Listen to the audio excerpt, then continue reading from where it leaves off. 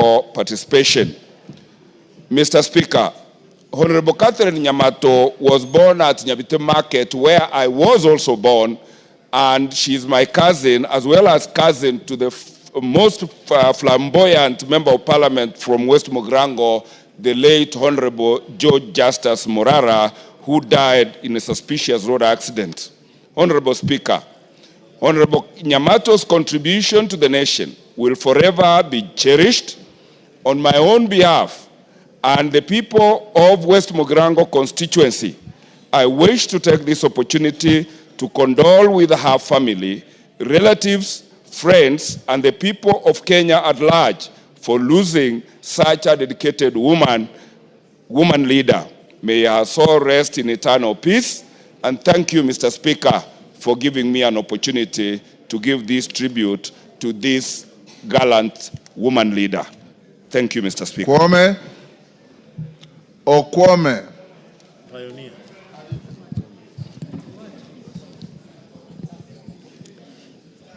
Thank you, Mr. Speaker, for allowing me to make a statement on the demise of the late former Member of Parliament for Karachuonyo, Honorable Phoebe Moga Asio. Honorable Speaker, pursuant to the provisions of Standing Order 259 2 and B, I rise to pay tribute to the former Member of Parliament for Karachuonyo, the late Phoebe Moga Asio, who passed away on 17th July 2025. Honorable Speaker, the late Honorable Phoebe Moga Asio, who was born on 12th September 1932, began her career as a teacher after completing her studies.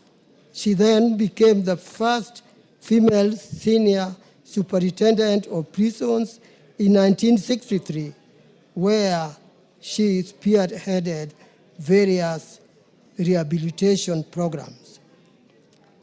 The late Honorable Asio, her passionate advocacy for women's rights enabled her to rise through the ranks and become the first African woman to chair the Maendeleo ya Wanawake organization in 1958. Mama Asio was a pioneer and trailblazer, who, being the first senior superintendent of Kenya prisons, the first woman elder among the Luo elders, the first Goodwill Ambassador for the United Nations Development Fund for Women, and Commissioner in the Constitution of Kenya Review Commission. She received honorary doctorates from Lehi and York University, and the government of Kenya recognized her with an Order of the Grand Warrior, that is OGW. Honorable Speaker, the late Honorable Asio later ventured into politics in 1979 when she vied for and was elected as the Member of Parliament for Karachuonyo constituency and served until 1983. She served her second term of Parliament from 1992 to 1997.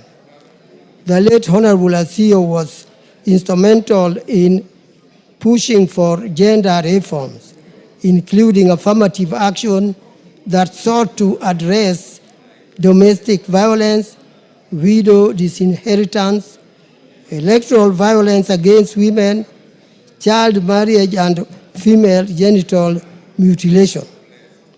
In 1997, she introduced a motion on affirmative action, which was prompted by the exclusion of women from Kenya politics. She is hailed for being the originator of the two-gender principle that was later anchored in the 2010 Constitution. Honorable Speaker, her contribution to the women and the nation at large will forever be cherished. I wish to take this opportunity on my own behalf and on behalf of my constituents to condole with the family of the late Honorable Asio, her family, relatives, friends, and the people of Kenya at large. May her soul rest in eternal peace. Honorable Speaker, I thank you for the opportunity. Thank you, Okwame. Honorable members, I'll give 10 minutes to this, and whoever I give, 1 minute. Mother Wangari.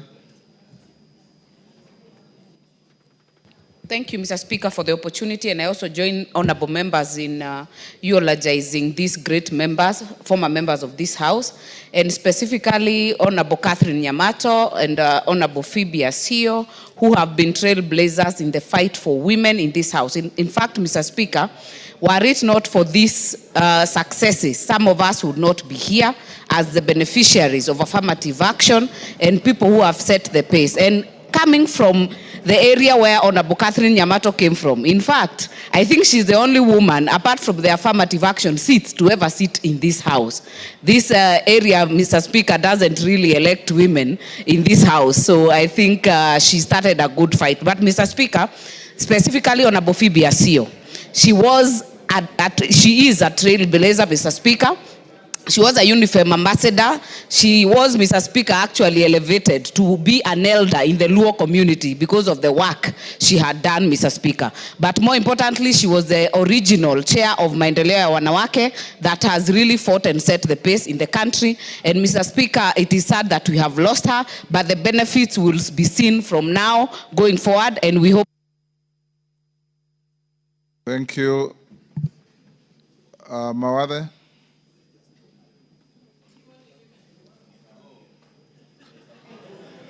There is also a man on the list, Bob Jalango. Thank you, Mr. Speaker.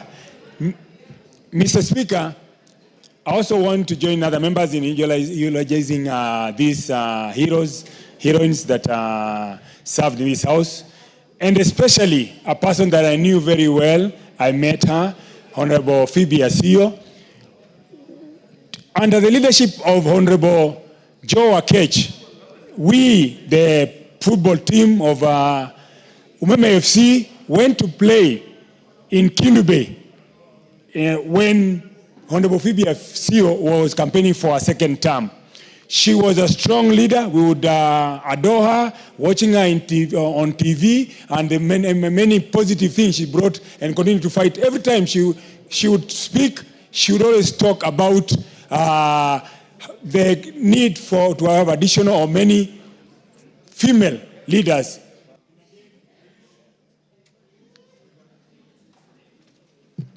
Meli Odhiambo. Okay.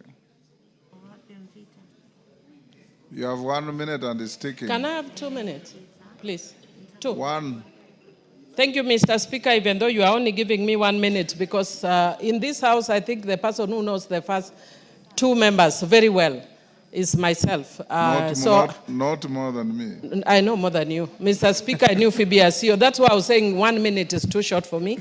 I've known Phoebe Asio since I was 11 years old. She persuaded me to join politics through her own life when I watched her when she was actually going through campaigns, and she won by a landslide. But Mr. Speaker, because of a short time I've been given, she is actually like a second mother to me.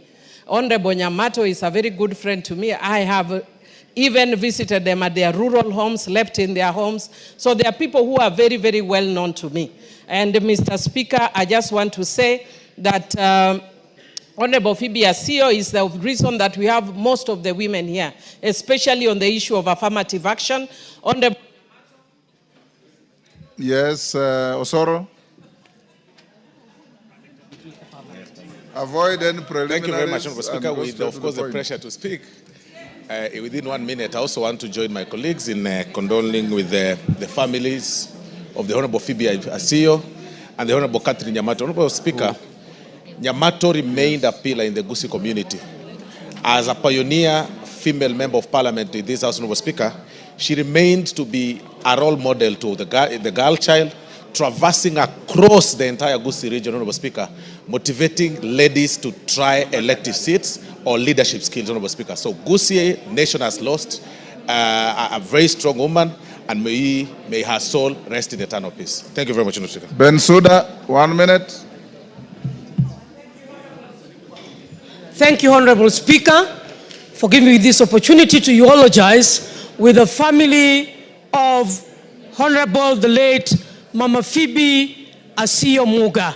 On behalf of Homa Bay County, she is my mother, and so I come from Karachuonyo constituency where I'm married. I would want to register in this house that the late Honorable Mama Phoebe Asio Muga told me that it was time to resign as the CEC for roads in Kisumu County and come back home and work. Honorable Speaker, she directed me to be mentored by Honorable Whip Millie Odhiambo. Millie Odhiambo had to travel from Nairobi to come and meet me, to sit me down for 3 hours. Honorable Speaker, Mama Phoebe Asio is a trailblazer. She is a woman of action. She has tactful strategies of politics. She knows the power of the wooden stake, and she knows the... Sabina Chege. I can say how Millie taught you. Thank you, Mr. Speaker. Mr. Speaker, I want to join my colleagues in giving the condolences to the families of departed honorable members. Mr. Speaker, I had met Honorable Phoebe Asio, and I want to join the other ladies to say she set the pace for us. I'd want to say, Honorable Speaker, the honors is on us who are now the women members of parliament to make sure, as Honorable Millie had to travel all the way to Homa Bay to mentor a lady, that the honors are on us now. Those ladies have done their work. It is upon us to make sure that we inspire, and we also mentor as many many of them as possible, so that they follow the steps. One day we'll be gone, and we'll also need more ladies. I look forward for a day where the 2/3, the men will look for it, and not the women. I thank you, Mr. Speaker. Yes, we give to... I'll give to Julius Olesunguli. Mr. Speaker, I wish to also join in condoling upon the death of Honorable Phoebe Asio and Honorable Catherine Nyamato, and also Bob Jalango. The first two were well known to me. They were members of my party, KANU. They were nurtured by the party, and they were part of the history of both KANU and Kenya. In particular, the Honorable Phoebe Asio was a model for many of the people in Kenya who wanted to aspire to ethical leadership. She was a strong debater in this house, and I still recall how she used to do it from that side of the government.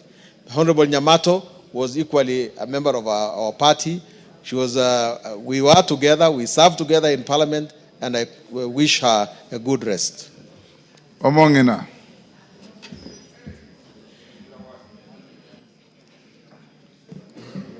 Thank you, Honorable Speaker, for giving me this opportunity so that I can also condole with the departed. Honorable Speaker, I come from Nyamira, where Honorable Nyamato was born, where she was married. And Honorable Speaker, I want to tell the world that Honorable Nyamato was like a Dorica of the Bible. When she died, most of the women that she had mentored, they came carrying whatever that Nyamato had given. And I want to tell this house that we have lost a woman that we will never get in Kisii land. And you know, from Kisii, it is very hard for women to be elected. But when she came to this house, she showed the world that the women of Kisii can work. The women of Kisii can fight. And she was fighting for the girl child. And Zamzam. Mheshimiwa Spika, na mimi niweze kutoa rambirambi zangu kwa familia ya mwenda zake Phyllis Asio. Alikuwa ni mama ambaye alitupa sisi kina mama wote Kenya nzima nguvu ya kuweza kusonga mbele kama kina mama. Na leo tuko katika bunge hili, leo tunajivunia kwa sababu ya yale matunda ambayo Mama Phoebe aliweza kuyapanda, Mheshimiwa Spika. Kwa hiyo mimi natoa pole zangu kwa familia, na Mwenyezi Mungu aweze kumhifadhi na wema, na anapokwenda ajue zile mbegu alizopanda bado ziko katika Wakenya na mioyo ya kina mama wa taifa hili. Asante sana Mheshimiwa Spika. Thank you, Mr. Speaker.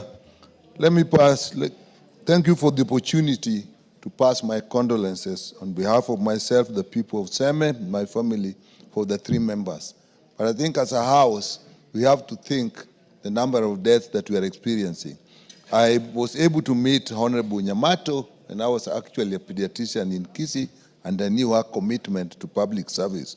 Bob Jalango was actually a trailblazer when the constituency started, and also in the diplomatic circles. You must have known that with him.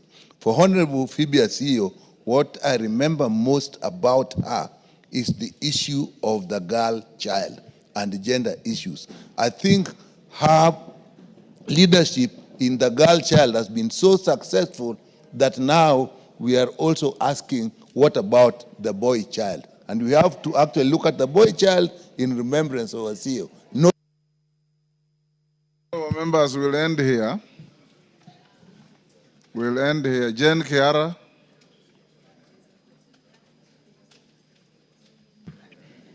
Thank you very much for this minute. Mr. Speaker, I know these 2 women. I wish to eulogize with their families.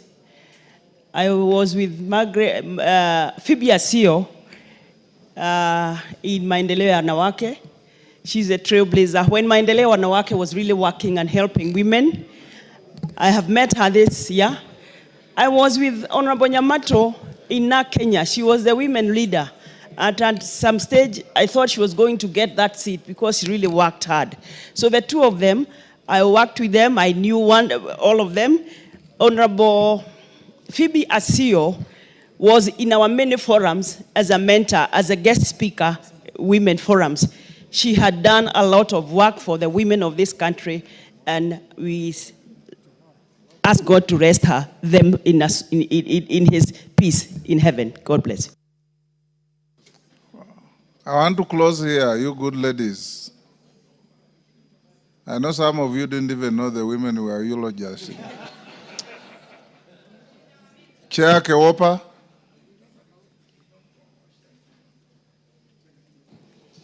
Thank you very much, Mr. After you, will close with Rueda. Thank you very much, Mr. Speaker. Okay, Rueda, and then the lady from Nyamira. Thank you very much, Mr. Speaker. I also rise to eulogize the fallen heroes and most of Phoebe Asio, who actually laid the foundation for the 2/3 gender rule, which actually remains central in our ongoing pursuits. Mr. Speaker, on behalf of Kewopa, all the women of Kenya, I want to pass our sincere condolences to the family, and we pray that may their souls rest in peace. Thank you, Mr. Speaker. Yes, Rueda. Asante Bwana Spika. Nami nichukue nafasi hii kwa niaba yangu mimi, familia yangu na watu wangu wa Lamu Mashariki, tutoe rambirambi zetu kwa mashujaa wetu wa kike. Zaidi nitoe rambirambi kwa Phoebe Asio, tutamkumbuka kwa maendeleo ya wanawake. Tunamjua alikuwa ni yuko mbele kwa haki za binadamu, zaidi kwa haki za kina mama. Na matokeo yake yameonekana. Sisi kina mama tutamkumbuka tena, kina mama hata mashinani wanamkumbuka kwa maendeleo ya wanawake. Ilishika sana na hata saulika kwa hayo, na kama sisi wengine tulipopata affirmative kuingia hapa kama women rep, ni juhudi zake na zitazaa matunda. Hata kama yeye atakuwa uko mbele za Mwenyezi Mungu, sisi huku inshallah tutaendeleza yale alikuwa mazuri akiyafanya. Asante Bwana Speaker. Mayaka.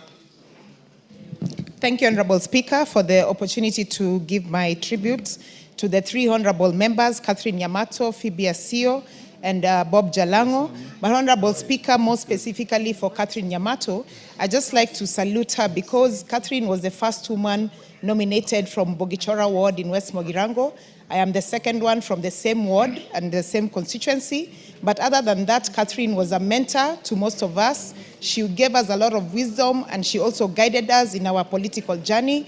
And also to the Honorable Phoebe Asio, who was a trailblazer and who also really helped and held the hand of so many women. And therefore, Honorable Speaker, to those amazing women, and for their sake, we will ensure that we continue with this fantastic job that they've given us. May their souls rest in peace. I thank you. Thank you. On Osero, you are the very last. Thank you, Mr. Speaker, for being the very last. For the avoidance of doubt, Mr. Speaker, I would like to inform the House that after Catherine Nyamato's nomination as a woman, the second woman is only one Renee who is seated here.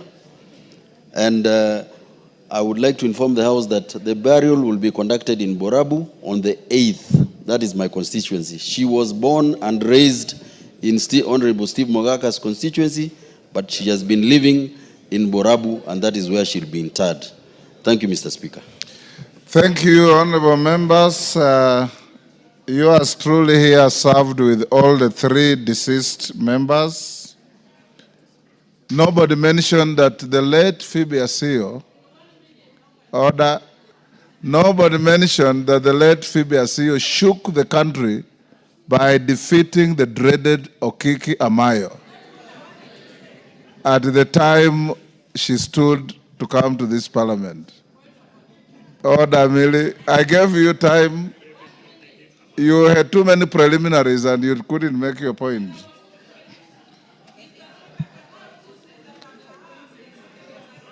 Honorable members, I'll now ask all of us, including the students in the gallery, to be upstanding to observe a minute's silence in honor of our three departed colleagues, Bob Chalango, Phoebe Asio Muga, and Catherine Mora Nyamato.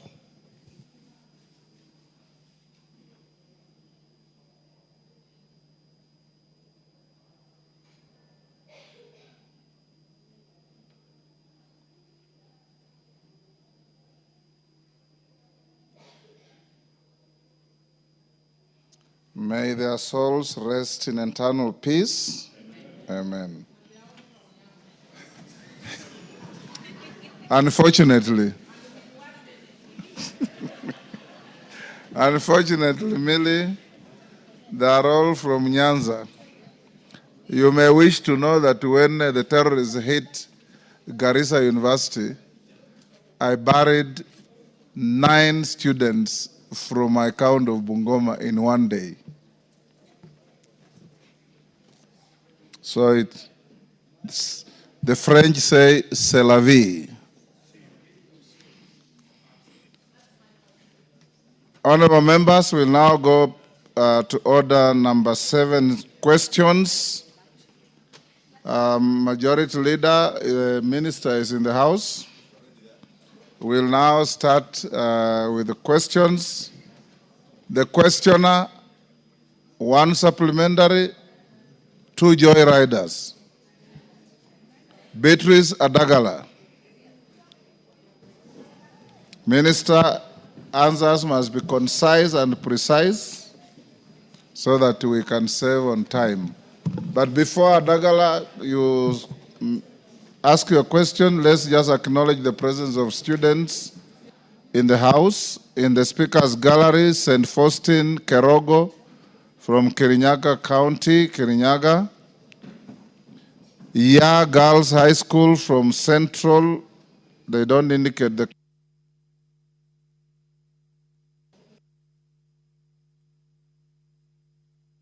Public Gallery. We have St. Peter's Girls from Molo, Nakuru. New Kihumbuini Junior School from Westlands, Nairobi. MCK Kibuka Primary from Tharaka Nithi.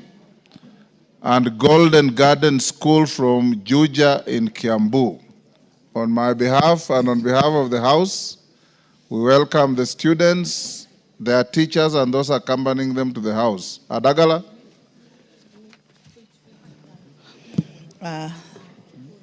Thank you, Mr. Speaker, sir. I want to ask question number 013/2025. Could the Cabinet Secretary provide the status of construction of Shamahoho, Gisambai Road, and the steps being taken to ensure its completion? 2, clarify whether the contractor responsible for the road project received full payment and whether due process was followed in the payment process. 3, outline the measures taken by the ministry to address structural defects such as cracks, sliding grounds along the road, particularly around Kisigwa area. Lastly, provide the timelines for construction of the said road. Thank you, Mr. Speaker, sir. Minister.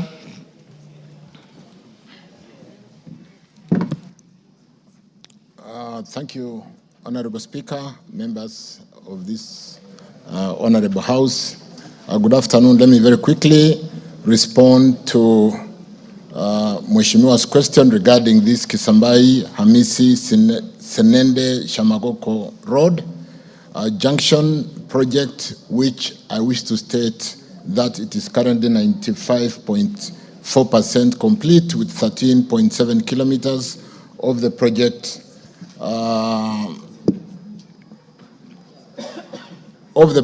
road upgraded to pavement standard to date. The bridge along the road spanning 12 meters is also complete, Honorable Speaker, with backfilling in place. I wish to confirm that works have fully resumed and are ongoing at the project following the recent 40% payments of the amounts previously owed to the contractors in what has for a long time been known as bending bills in the road sector. And this has enabled the full resumptions of work. Let me state that the contractor has to date been paid a total of 698,388,457 of the total 827,470,454 certified for payment. This constitutes 8.9% payment, the most recent being the 40%, which is 105,440,875, paid as part of the recent settlement of the pending bills in April 2025. So we still owe this contractor some money. There was a pending bill of about 262 million. The ministry would like to assure the House that all payments for roads works at the project have been done procedurally as per the provisions of the contract and in keeping with the requirements of the law. On the third concern, we are aware, Mheshimiwa, Honorable House, that some section of the road between kilometer 5 plus 300 meters and 420 meters in Kisigiwa experienced a slight landslide on a section of the drains due to heavy downpour in the region. Consequently, the contractor has been instructed to undertake necessary remedial measures and is currently on site mobilizing materials and machines to that effect, given the fact that the contractor has resumed since we paid the pending bills. It is envisaged, honorable members, that the completion will be by end of August due to the ongoing rains, April and May rains, which delayed the contractor to immediately resume work and hampered the progress of work. I submit. Thank you, Speaker. Yes, Adagala, you are satisfied? If you are, you save time, we go to the next. Thank you, Mr. Speaker. I think most of the areas have been covered very well by the CS, and I wish just to still talk about the Kisigwa area. The place is delicate. There are seminal landslides, and even around Muzazi, there is also another landslide taking place. The road is also getting spoiled. And even if you come to past Jepsesi on your way to Amisi, that hill also needs to be taken care of. But I want to thank the CS for the good response. And even I was there over the weekend. The bridge is being constructed. The contractor is on the road, Mr. Speaker, sir. Thank you. Member, if the question is satisfied, why do you want to joyride? Go ahead and joyride. Yes. Thank you, Honorable Speaker, for this joyriding opportunity. Honorable Speaker, I'm sure the Minister, when he was preparing for this question, he looked around the area. That's Vihiga County, basically. And at the same time, when this road was came into construction, there are 3 other roads around the area, which I would wish he speaks about if he is able to. And nothing is happening to them. There's the Maseno Kombewa Road, there's the Chavakali Regi Road, there's the Luanda Epanga Mbale Road, and then there's the Sirulo Ekwanda, he knows them very well, and finally, there's the Mago Museno Road. But specifically, it's the one of Maseno Kombewa, which has remained an ISO, Honorable Speaker, that it was only made on the Luo side, and then left. The other side of Western, nothing has been done for the last more than 15 years. Thank you, Honorable Speaker. Yes. There is no area in your neighborhood called Luo side. Thank you, Honorable Speaker. I believe you mean Siaya side. I mean Siaya side. Thank you. Yes. I don't want to destroy my question. Thank you. Yes. Yes, yes, Zamzam. Asante Mheshimiwa Spika, na mimi naweza kujoyride nimuulize waziri. Kuna barabara ambayo imekuwa tata sana ndani ya Mombasa, hata hao wabunge wakija kwa kamati, katika kamati zao wameona, yaitwa Links Road. Mheshimiwa Waziri, mikakati gani umeweka kuhakikisha kuwa ile Links Road imetengezwa? Manake hata pale pale kumetokea ajali, mwanamke mmoja na tuktuk akadungwa macho, hivi tunavyosema yuko hospitali hana jicho moja, kwa sababu ile barabara iko mbaya sana. Na kisha ile ya Mwakirunge, toka mlivyoacha kujenga paka sasa haiendelezwi. Tutataka kujua muna mikakati gani ya kumaliza pia ile ya kwenda Mwakirunge. Asante sana Mheshimiwa. Minister. Thank you again, Speaker. Let me specifically answer. I may not have the full information on all the roads, but particularly on Maseno, Kombewa, we have addressed that road and provided resources so that we can complete the link on the Vihiga side. And I don't have the details, but I do know we did provide for budgetary allocation in the current financial year, and the Maseno Kombewa on the Vihiga side will be constructed starting this financial year. Let me beg to basically meet the member and deal with the other specific roads, Milemba and the Luanda side, in more details. As regarding the road, Links Road in Mombasa, I think this is the road that basically goes through Nyali, and we have a challenge of drainage after construction happened on both sides of the road, and it is a very low section, and when it rains, we don't have a channel to basically drain out the water. I was in Mombasa some 3-4 weeks ago, and I did pay attention meeting the governor for Mombasa, Abdul Swamad, and we discussed this. We are looking and working with the landowners within that section to see how to open a channel and be able to drain that low section, so that it's a challenge.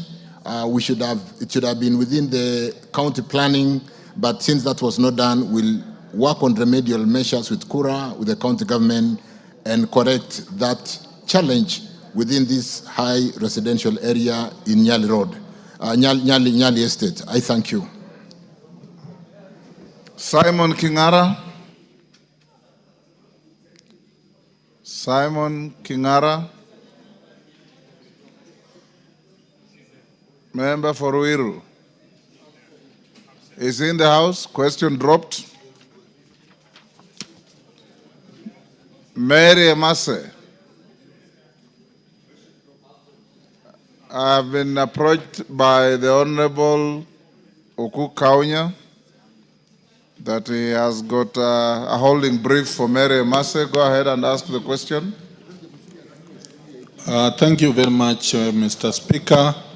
Mr. Speaker, I will ask the question on behalf of Honorable Mary Mase of Teso South regarding a road. Honorable Speaker, because she is away and she asked me to ask on her behalf. But Honorable Speaker, also the road touches on both Teso North and Teso South.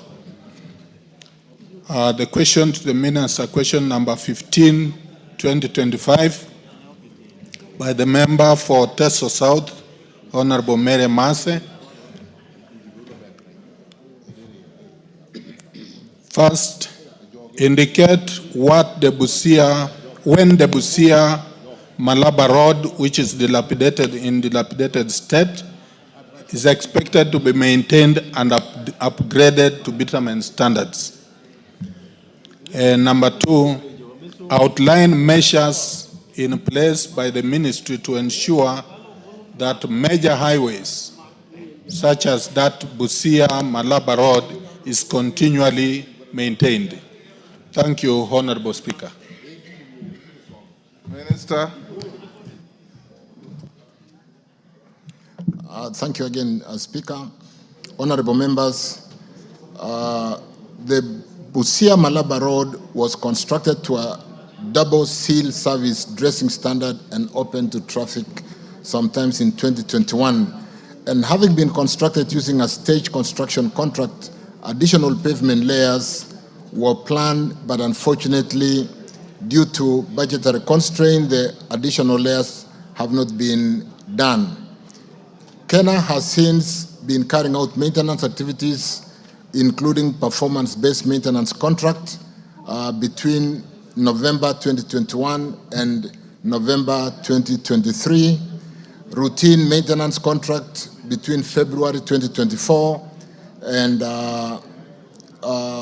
the same period in 2025, February 2025.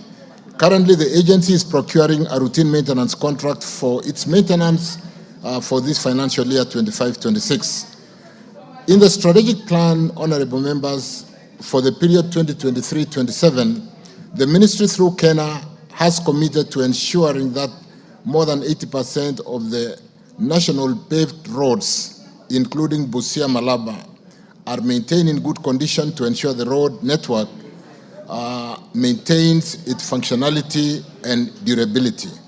And to achieve this, honorable members, the agency has programmed maintenance works annually for this road, given the significance of the road being part of within the northern transport corridor that services the landlocked countries that we service through the port of Mombasa. I submit, Speaker. Thank you. Thank you. Ogu Kaunya, the first shot goes to the questioner. Thank you very much, Mr. Speaker. Mr. Speaker, the CS has tried to answer the question, though he did not explain those additional layers, when are they going to be implemented. And Mr. Speaker, I also wanted to tell the CS that actually that road has caused a number of accidents, that people have lost lives because of the big potholes on that road. So the maintenance of 2024 referred to in the response does not seem to match what is on the ground. And I would ask that a further verification by the minister, the CS, or your team could be able to give more details on what is actually happening on the ground. So there is that bit, Honorable Speaker, that is not reflected in the response. Thank you, Honorable Speaker. Webuye West, Dan Wanyama.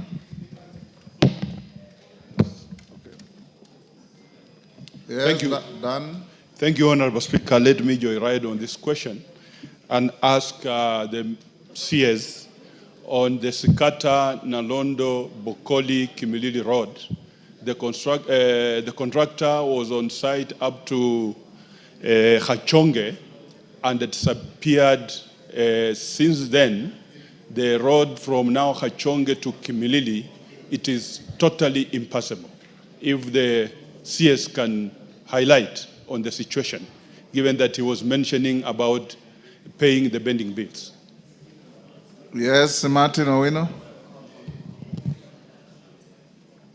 Thank you, Mr. Speaker. On the same note, I would like to ask the CS whether you have any standard measures which the contractors are using to maintain these roads. Because if you take, for example, a road from Katito, Homa Bay, and Rongo, some spots are dug even 6 inches deep. So the intention is good to repair them, but they are left for almost a week there. Cars, busting tires, accidents. So is there any standard measure that all these contractors should use where they intend to do good and cause harm to the motorists? Thank you, Mr. Speaker. Taitumu.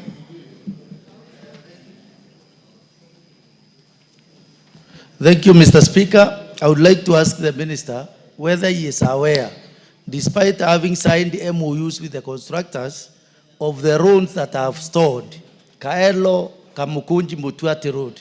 The contractor is not yet on the road. I would like to know the measures that we are taking to make sure that that contractor is back on site to do what he is required to do on that particular road. Oundo. Speaker, thank you. I just wanted to add on the same issue of the roads, and this specifically the Busia-Kisumu road.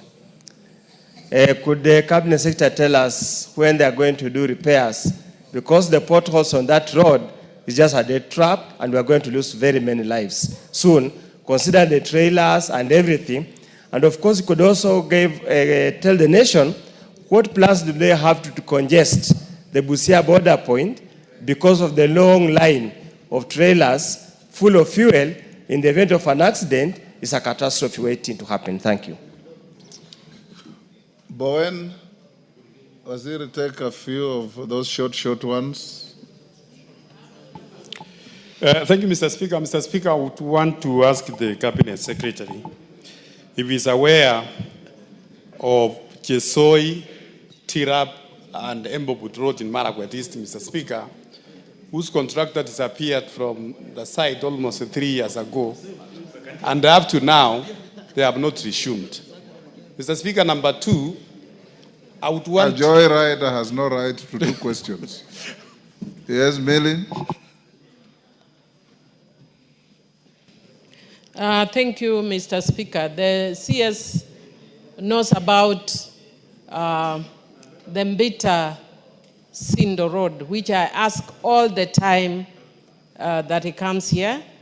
But today my question, Mr. Speaker, is regarding Rusinga Ring Road that is currently being tarmacked. And there are 3 contractors. How do you ensure that they maintain uniformity? Because you can see each of the contractors is coming. Some are doing very good work, including the offsides, I don't know what they are called, those arms. They're doing very good work, but others are just concentrating on the main. How do you ensure that that is done, Mr. Speaker? But I've mentioned Sindombita, which I always mention for him. Yes. Murugara, then Minister, you answer those. Thank you very much, Honorable Speaker. Honorable Speaker, the Cabinet Secretary is aware of the famous, it's now famous, Chakariga Marimanti Road. Commenced 11 years ago, stored for those 11 years, and recently, Honorable Speaker, the Cabinet Secretary promised that a contractor would be going on site immediately. It's about 4 months now, and there are no signs whatsoever that any contractor is coming back. The people of Tharaka would like to hear from you candidly, when is the contractor coming back to complete that road? Thank you. Minister. Thank you again, Speaker, for those supplementary questions. Let me start from Kaunga's question is regarding the standards basically used to maintain some of these roads on performance-based contract. And I think it was basically a comment to urge us to get down to the ground with our regional engineers and confirm that they do perform in line with the contract. And the point has been made. I'm here with my PS, Engineer Joseph Mbugwa, and we will basically get down to confirm and assure that the details and aspects of the contract are adhered to in the maintenance, because when we do a performance-based maintenance contract, we will specify the works program in the particular road, including what exactly must be done. So we should be able to supervise and make sure that the contract is performed accordingly. With respect to the Dan Wanyama's question, Webuye, Shikata, Kimilili, I think it is about the same standard measures that we employ to maintain these roads. But allow me, Speaker, to basically, because a lot of questions from... No, his question was that the road was done halfway, the contractor left, you announced that contractors were going back to abandoned sites and they have seen none. I think that was your question. That's correct, Speaker. And I was just going to say most of the question is regarding resumption of works by contractors. The question from Dan Wanyama, the question from Taitimu is regarding Kaelo, Kamkunji, and the question from, was that Oundo? That was congestion. But more importantly, Millie Odhiambo's question on Bito Sindo, and of course, Rusinga Ring Road. Let me, honorable members, allow me to basically, we've scheduled a meeting with the contractors on Tuesday. Bwana PS will be addressing all the contractors who have since received 40% payment on pending bills. We are preparing to pay the second portion of 40% from the portion of 7 shillings we sold on that asset-based fundraising. And before we paid them, we did sign a settlement agreement, which among us, one of the conditions was resumption of work to qualify for the second tranche of payments. So we'll be receiving reports for when they resumed, how much work has been done, and so on and so forth. But granted, there can be, you see, when we paid in April, it was a rainy season, and it's been a bit difficult for a number of contractors to resume in some of the very wet areas. But we are on top of this to the extent that we have had liquidity to pay these contractors. We can now call the shots. The biggest challenge previously has been they abandoned work and just left us because we owed the money. But because we've paid them and we have the second tranche of payments to pay them, we will be receiving reports from all the contractors countersigned by our regional engineers on when did they resume, how much work have they done to be able to qualify for the second tranche of payments. So to the extent that we have the cash to pay them, we will then be more hard, we'll be calling the shots. But even having said that, Honorable Speaker, honorable members, a lot of work has resumed across the country. The few contractors who may have tried to play smart, taken the payment and not gone to work, will be able to catch up and just left us. So the challenge of those potholes and the non-motorable roads, we were just in a state of desperation because we were unable to get the contractors to work. The more specific one on Rusinga Ring Road with 3 contractors, the point has been made. We will basically assure ourselves with the contractors through the regional engineers that we do maintain the standards by the 3 contractors so that we have a seamless connectivity from the 3 contractors on this ring road in Rusinga. With respect to Chagarika Marimanti Road, again, like I said, Murugara, the contractors have been paid 40%, and we paid all of them 40%. So there will be no reason why one contractor or several contractors, 90% of the contractors have resumed work and they are working well. Why would one contractor be dragging is a case that is easy for us to be able to address And therefore, when we meet these contractors on Tuesday, we'll single out some of these roads that honorable members have mentioned, including Chagarika Marimanti Road, which, in spite of the payment, the honorable member is basically given us report. And we appreciate this report, members, because you are on the ground across the 290 constituencies, and you help us to basically give us the report like I've had. And therefore, I'll be using some of this to pin down some of these contractors ahead of processing the second payment. That includes Bowen's question on Chesoi, Tirop, and all the other questions regarding resumption. I think we're in a very good place today, honorable members, as regarding really taking a hard stand on contractors who had abandoned work, because as we speak today, we have paid them and we are ready to pay the second tranche to be able to push them to deliver on their contracts. Thank you, Speaker. Minister, you say you'll meet the contractors on Tuesday. Next week. Members, just take your seat, because each one of you has a story to tell about contractors who left the scene have never come back. If he is meeting the contractors on Tuesday, all of you send your roads where the contractors have not resumed to my office. I do a composite letter for you to the minister, so that when he meets them on Tuesday, he is able to address each and every road that you have identified as stalled and no work resumed after 40% payment before the next 40% payment. Does that help us? Yes, Majority Leader? Honorable Speaker, that guidance is good, and I think it will help members. But at a more general perspective, Honorable Speaker, and I hear what the CS is saying, he's speaking about contractors.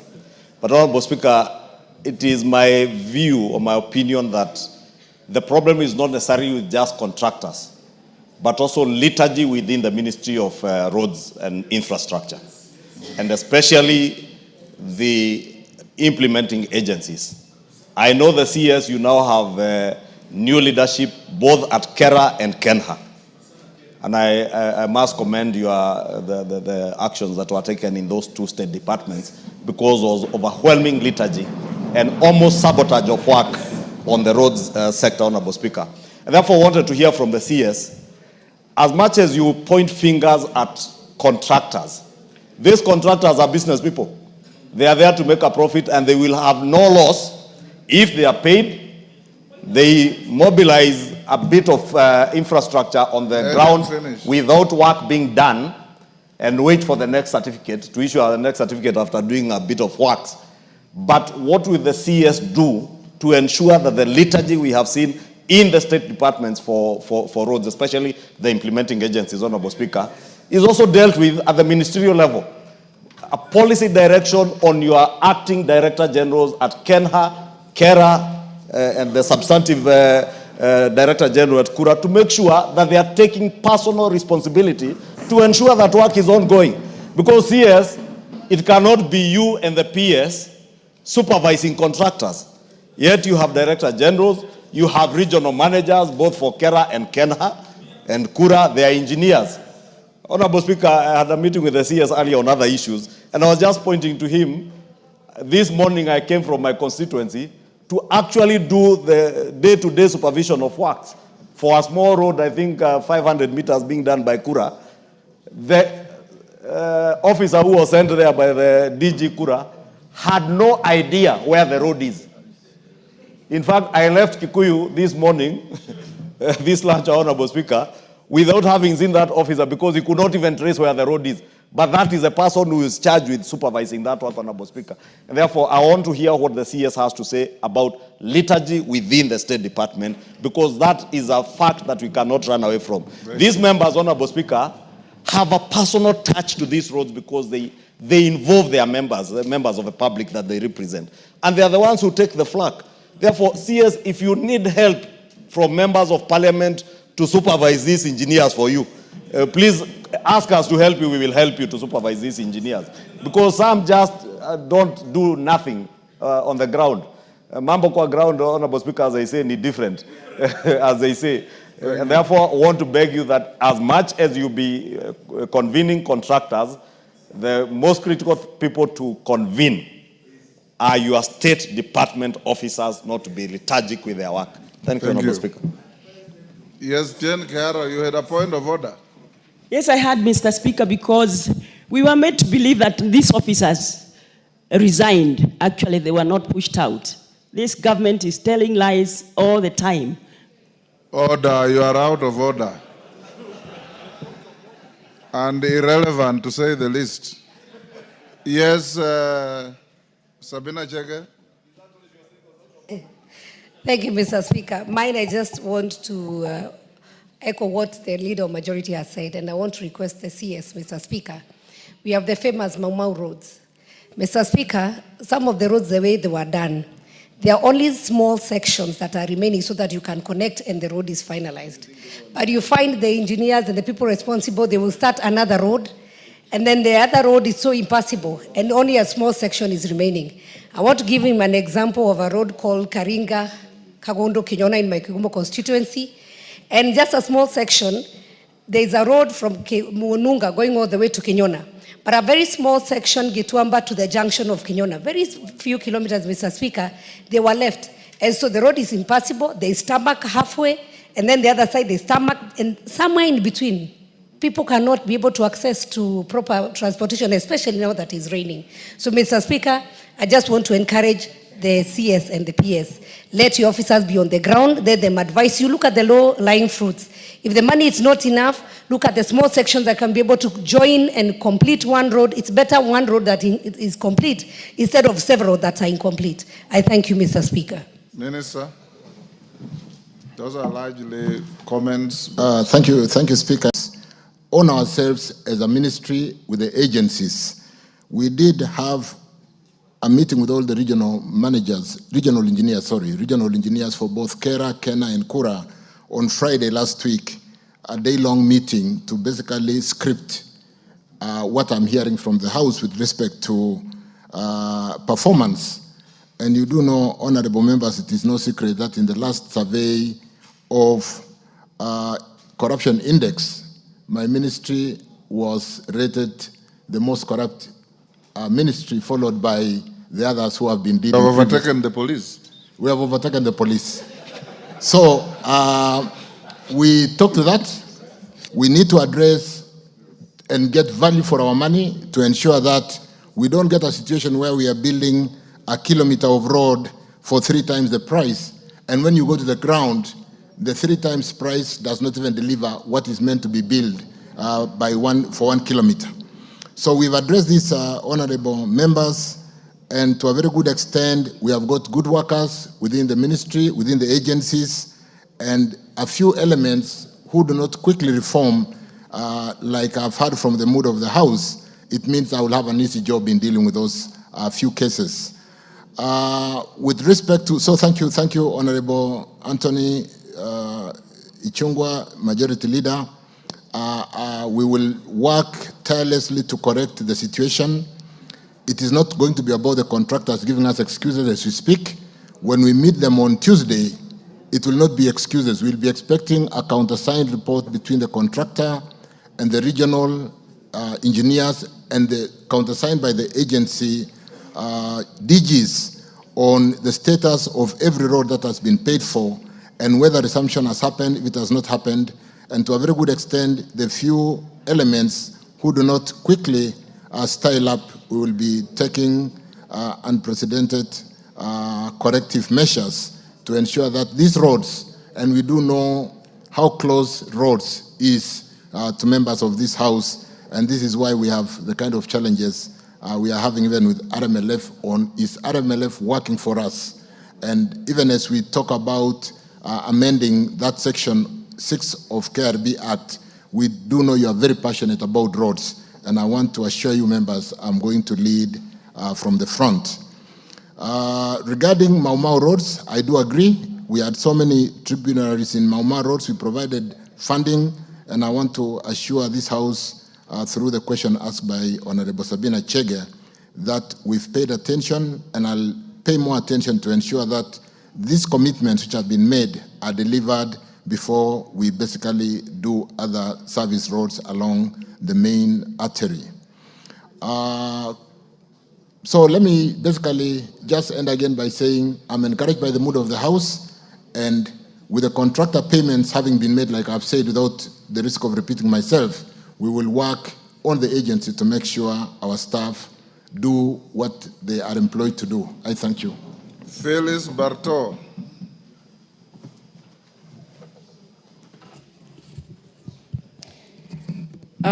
Thank you, Mr. Speaker.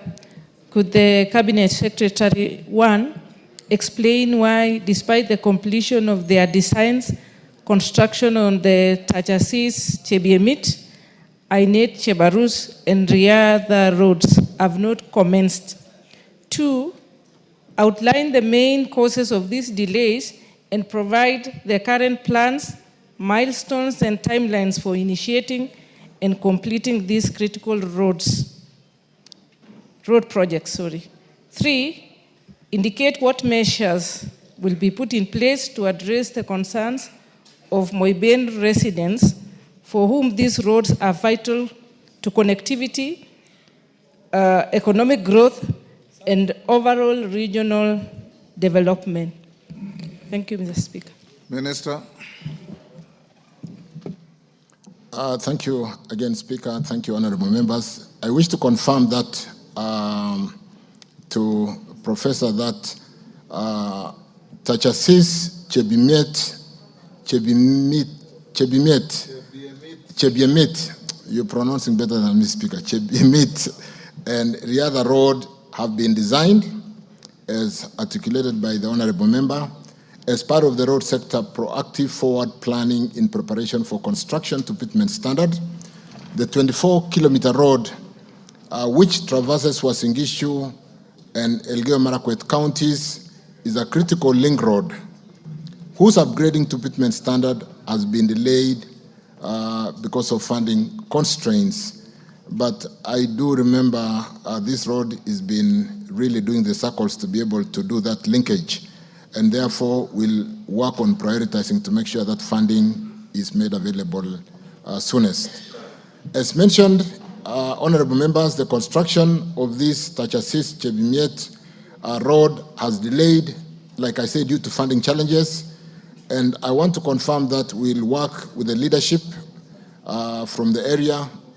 Prof, I'll work with you very closely to prioritize its construction and make sure that funding is made available. The designs propose a phased approach to be able to mitigate the funding challenge, where we will seek to do the first phase with maybe even 5 kilometers and do the second phase. First phase, 5 kilometers, we are proposing to do Tachasis, that junction to Cap Gideon, the way it is pronounced out there. And the second portion, 19 kilometers from Cap Gideon to Karandile, Chebiemit, earmarked for a second phase. So the timelines for completion and milestones shall be determined, but I want to plead with the honorable member that we can sit down and basically, like I said, with the leadership and be able to agree on the timelines. The ministry, through the Rural Road Authority, KERA, routinely undertakes maintenance of this particular road, together with other roads in the constituency, as prioritized by the Constituency Roads Committee under the 10% link and 22% RMLF funding annually, which, like the majority leader said, we had a side meeting and we are expediting to unlock that challenge, so that even for this financial year, that fund is made available so that we can basically work with the Constituency Roads Committee to ensure that our roads are maintained. And this is in cognizance of the need for connectivity and contribution of roads to social economic growth and development. I submit, Speaker. Thank you. Yes, because Phyllis, are you satisfied? Yeah, must have the first supplementary. Mr. Speaker, I only heard about Tachasis Chebiemit, but he hasn't said anything about the two other roads, that's Ainet Chebarus and the Riada roads. The two are specifically in Eldoret, within Eldoret city. And Mr. Speaker, I would also wish to request that even if they are going to do the first up road of Tachasis Chebiemit, it will be better if they did from Tachasis to Karandili, and then the second phase starts from Karandili to Chebiemit, because Tachasis to Kapgideon will not be of any economic activity. I mean, economic relevance, sorry. Thank you. Bokose? Thank you, Honorable Speaker. I want to thank the CS for that response. While we are in Wasingishu, there is a road, Tarbo, Tongareni, Papaton, all the way to Kisawai and Endebes, which His Excellency the President... It doesn't pass Tongareni, it's Tarbo... Tongareni constituency. Yes, yes. But if you want to be precise, it's Tarbo, Naitiri, Sihendu, Babaton, Kisawai, Endebes. Kisawai, Saboti, Endebes. Yeah. That is the road. Yes. I agree with you, Honorable Speaker. Yes. And you are aware that His Excellency, the President, has pronounced himself on several times on that road, even as early as last month when he announced that the work on that road is going to begin. And for us who come from that side, every day wananchi are asking us, when is the work beginning? And I don't know whether we were made to be aware that it is divided into two lots, lot 1 and lot 2. Thank you, Honorable Speaker. First is to congratulate the minister. He's one of the hard-working ministers. Minister, asante, but take care what Honorable Majority Leader say may spoil your soup. For me, it's about 22%, 10% RMLF. Honorable Minister, the roads were tendered, awarded, some roads are done. We have pending bills at the regional offices. Some regions have received some money. Some regions have received not any money. We are wondering, how are you going to break the gap of 35% and when, considering the roads, some are already done and some are being done, so that our contractors do not leave us with the pending bills and are not disenfranchised in any way. And lastly, Mr. Speaker, is just to commend how you are a moving encyclopedia, your understanding of the Kenyan roads and the Kenyan ecosystem. Thank you, Honorable Speaker. Thank you, Bidu. Thank you for the compliment, Wamboka. Thank you, Mr. Speaker, for giving me the opportunity. Mr. Speaker, there is this road from Isiolo to Mandera, which has been pronounced very well by the President when even he was in that area. The one which starts Mandera coming all the way to Isiolo, or vice versa. That road had stopped. It has stopped because the first constituency which is affected is supposed to be my constituency, between Isiolo and Modogashi. That constructions have stopped for a reason which we don't know. There is this last year's budget, 2024-25, some money was slashed from the budget. And this year again, the same amount which was slashed last year was being returned back to be a pending bill. So the Chinese are just there in their houses. Nothing is going on. I would have wanted to know, through joyriding here from the minister, what exactly is happening, because all those projects which the President has mentioned seems to be starting from mine, it's not going to be on. Thank you, Mr. Speaker.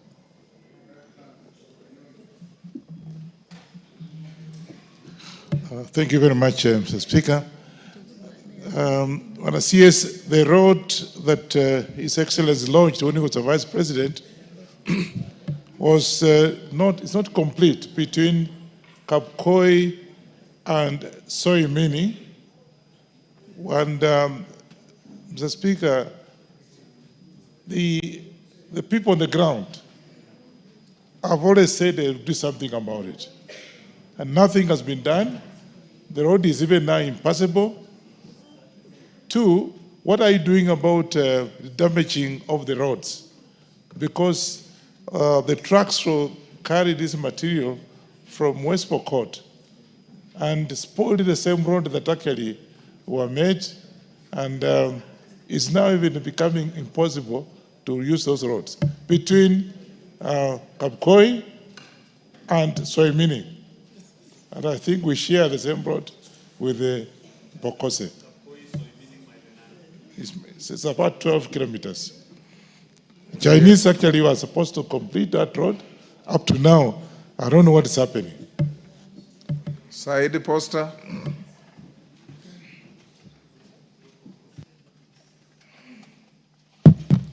Thank you, Mr. Speaker. My story is a bit unique because I have a road in my constituency that is Boji Masalani Road. This road was done almost 10 years back. 75% of the road has been done. But in between, there's a portion of about 5.3 kilometers. It's an area that is flood-prone area, 5.3 kilometers. It has not been done up to today. In fact, the ministry abandoned that road. There is no contractor on the road. There is no budget. The budget has even been removed from the books. So I wanted to know from the minister what is happening. When are they completing that road? Ambassador Sigay.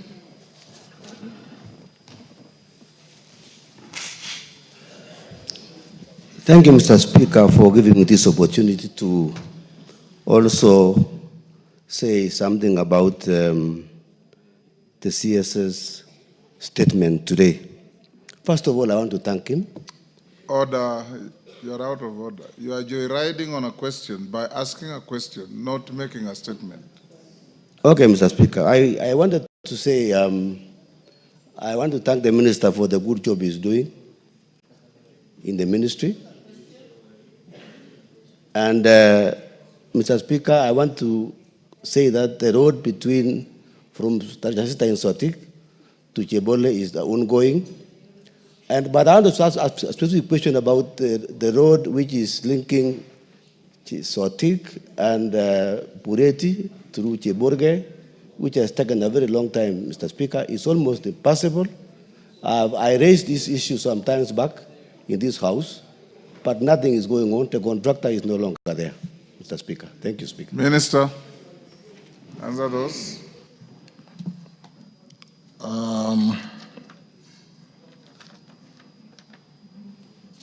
Let me start, Honorable Speaker, with the question raised, the supplementary question raised by Phyllis Bartow on this particular road that we talked about.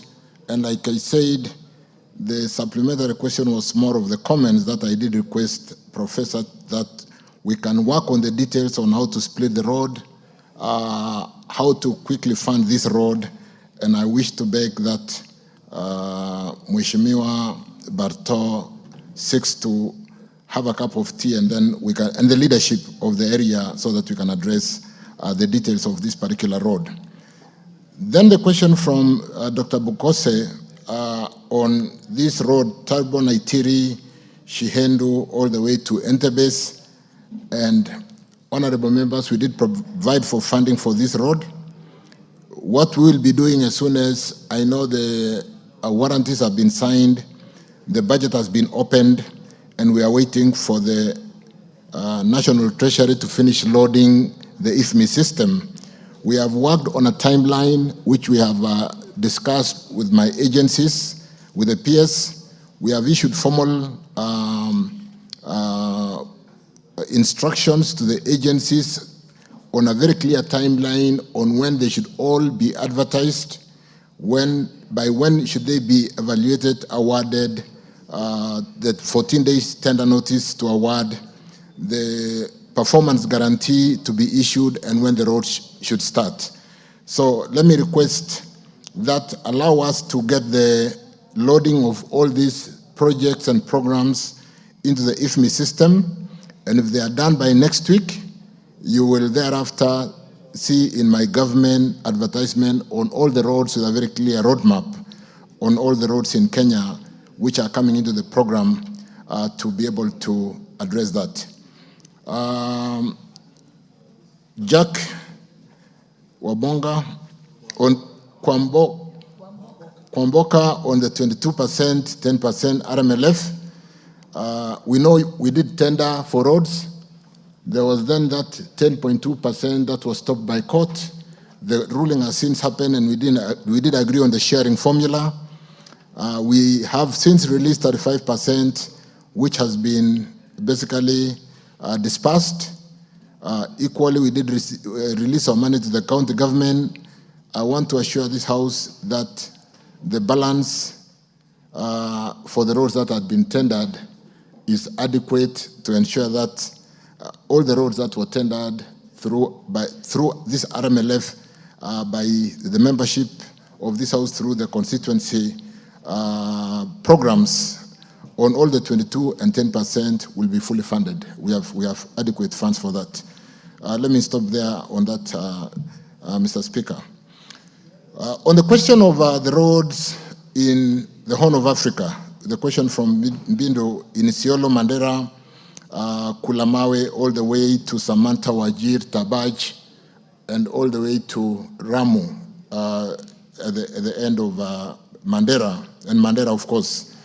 Let me confirm, honorable members, that when we came to this House with Supplementary 3, we were unable to onboard the payments of the certificates for what the certificate that had been issued to us because of the budget deficit. I think we wanted to maintain a budget deficit because of the program that will be going significantly to the market, and we didn't want to be seen to be funding our programs on borrowing beyond 4.5% budget deficit.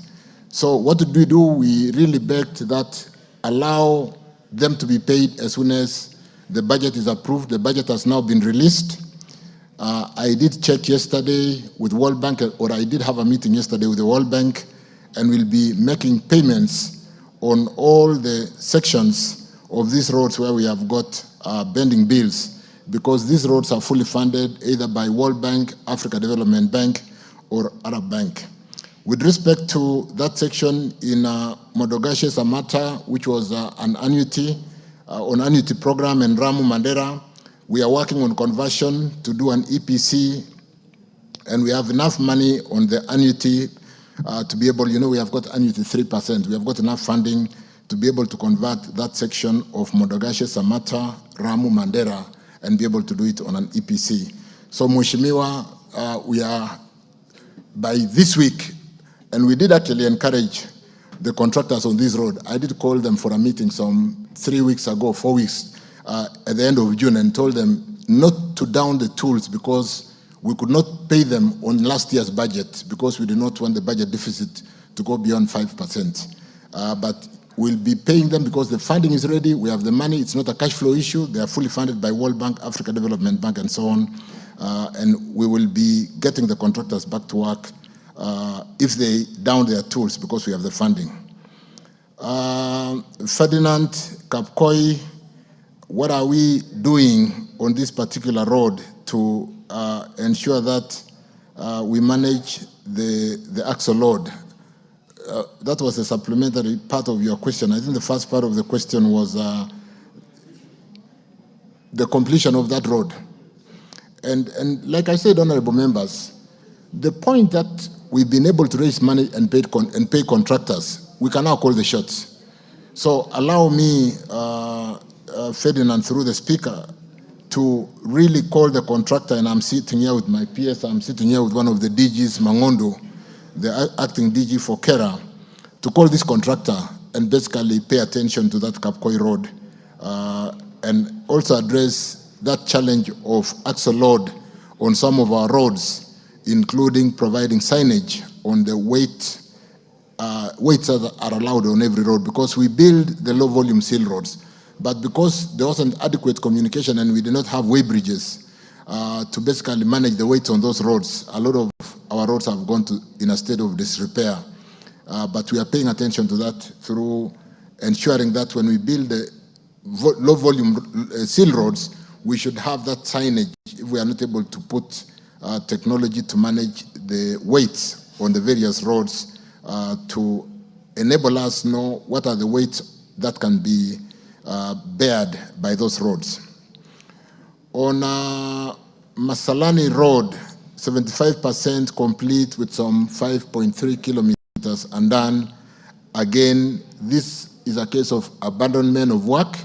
And like I said, when we owed this contractor so much money, so again, I'll pick it up with my PS and look at that 5.3 kilometers.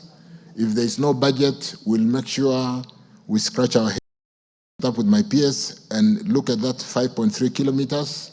If there is no budget, we'll make sure we scratch our heads and complete that small section so that there is continuity on that road. So allow us to also look at that Masalani Road and address that undone section.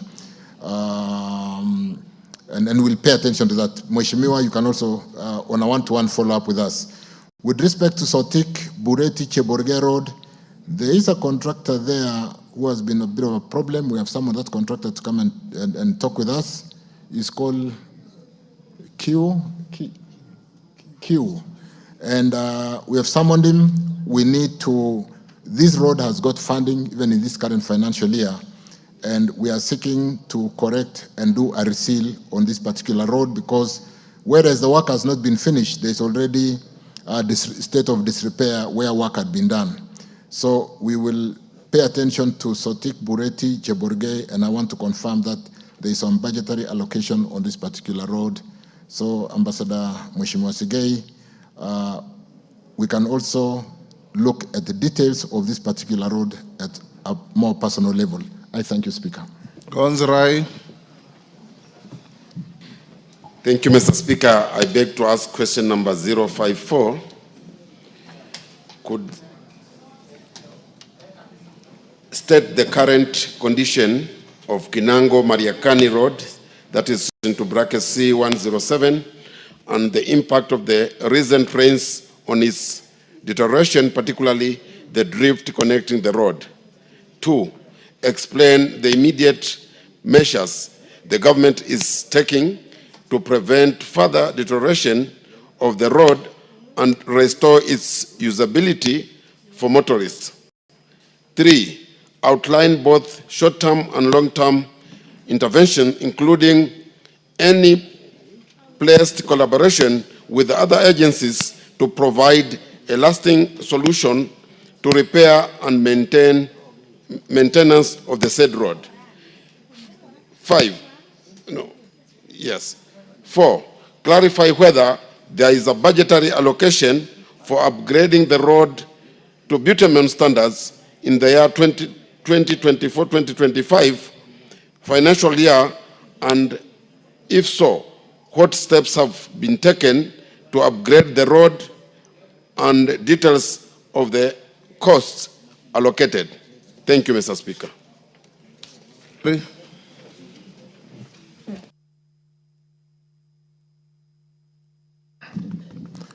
Thank you again, Speaker. Thank you, Konserai, for that question.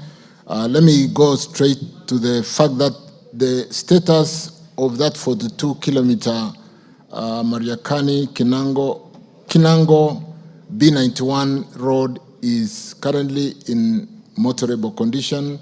However, I acknowledge, Honorable Speaker, that the recent rains caused minor deterioration in the riding service quality characterized by corrugation and depression, and these are currently being addressed under the ongoing routine maintenance contract.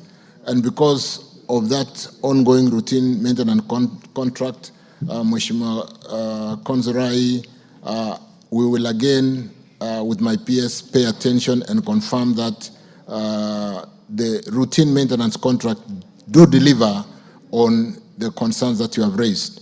The road has 6 drifts, which are generally in good structural conditions and are passable at all times except when they are when the region experiences very high rainfall leading to high water levels on the drifts and rendering the structures unsafe for motorists and pedestrians to cross.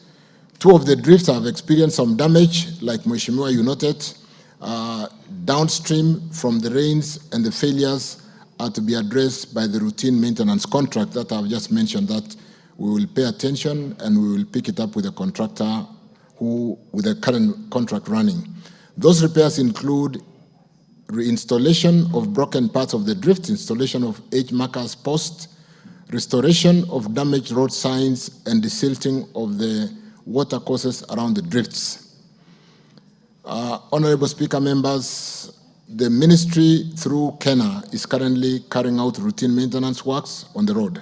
The scope of works comprise of a number of major items, which include gabion installation in areas where additional protection is needed, installation of 2 lines of concrete piped cross culverts, cleaning of silt from the drifts, which I just mentioned, and cutting of meter drains, heavy grading with watering and compaction of the entire road, the entire 42 kilometers, spot graveling of accumulative of 5 kilometers. So those challenged areas will be regraveled, and concrete repairs to damaged sections of the drift and other concrete structures. And like I said, we will work with the PS to make sure that there is proper supervision so that we deliver for the time being on this gravel road before we put it on a pitment standard. The contract commenced on 19 September 2024, and I wish to state that the works have been completed. In the short term, the Kenya National Highways Authority, let me correct that. I'll confirm whether the works has been completed, because we need to really pay attention to that. In the short term, the Kenya National Highways Authority intends to progressively replace the drifts with concrete box culverts starting in the current financial year. In the long term, the permanent solution lies in upgrading the road to pitment standard. However, this will only be possible when resources become available, and I want us to work very closely with Mheshimiwa, because we currently working and advanced with Kwale Kinango pitment standard, which are stalled because of non-payment, and I think there is very good progress on this side of Kinango to Kwale. So we need to look at the other side from Kinango to Mariakani.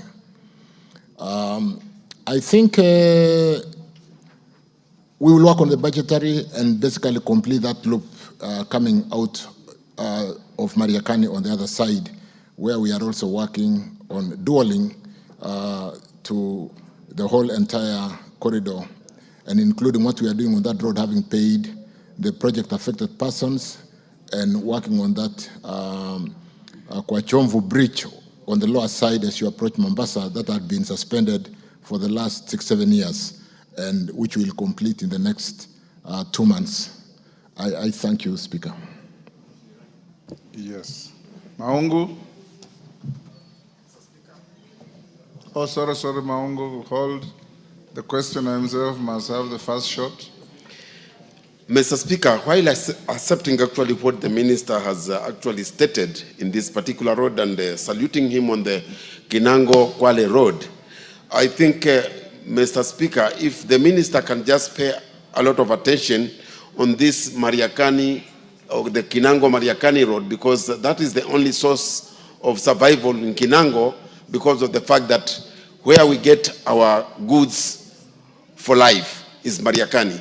So if that road is not passable, then we are actually in danger. So because of the rains that we had, I think it is now time that with the 2025-2026, if you could just actually act with speed to ensure that the concrete drifts and the scope of Maram can be increased, so that at least you can make this road more passable. Thank you, Mr. Speaker. Thank you, Konzrai. That's a positive. First and foremost, allow me to appreciate the CS for work well done, especially ensuring that stall projects have resumed, especially in areas like Luanda. However, Mr. Speaker, allow me to bring to your attention that we have a lot of damage taking place on these low-volume roads across the constituencies because of overweight by shrewd business people who end up destroying these roads. I wish to find out what strategies the ministry, through KERA, has put in place to ensure that this critical infrastructure in the rural setup, Mr. Speaker, is observed, because Kenya has actually been able to put way bridges across to ensure that no overweight takes place. But we have a lot of damage taking place in the small roads, Mr. Speaker. So probably how he intends to secure the same will help us. Thank you. Oyula. Thank you, Speaker, for giving me this opportunity. I want to raise an issue to the Minister. Is the Minister aware that the road from Ejinja, Bumala to Port Victoria is developing potholes? And if action is not taken immediately, they will become bigger and bigger and be more expensive in the future. Thank you. Yes, Owen Bayer.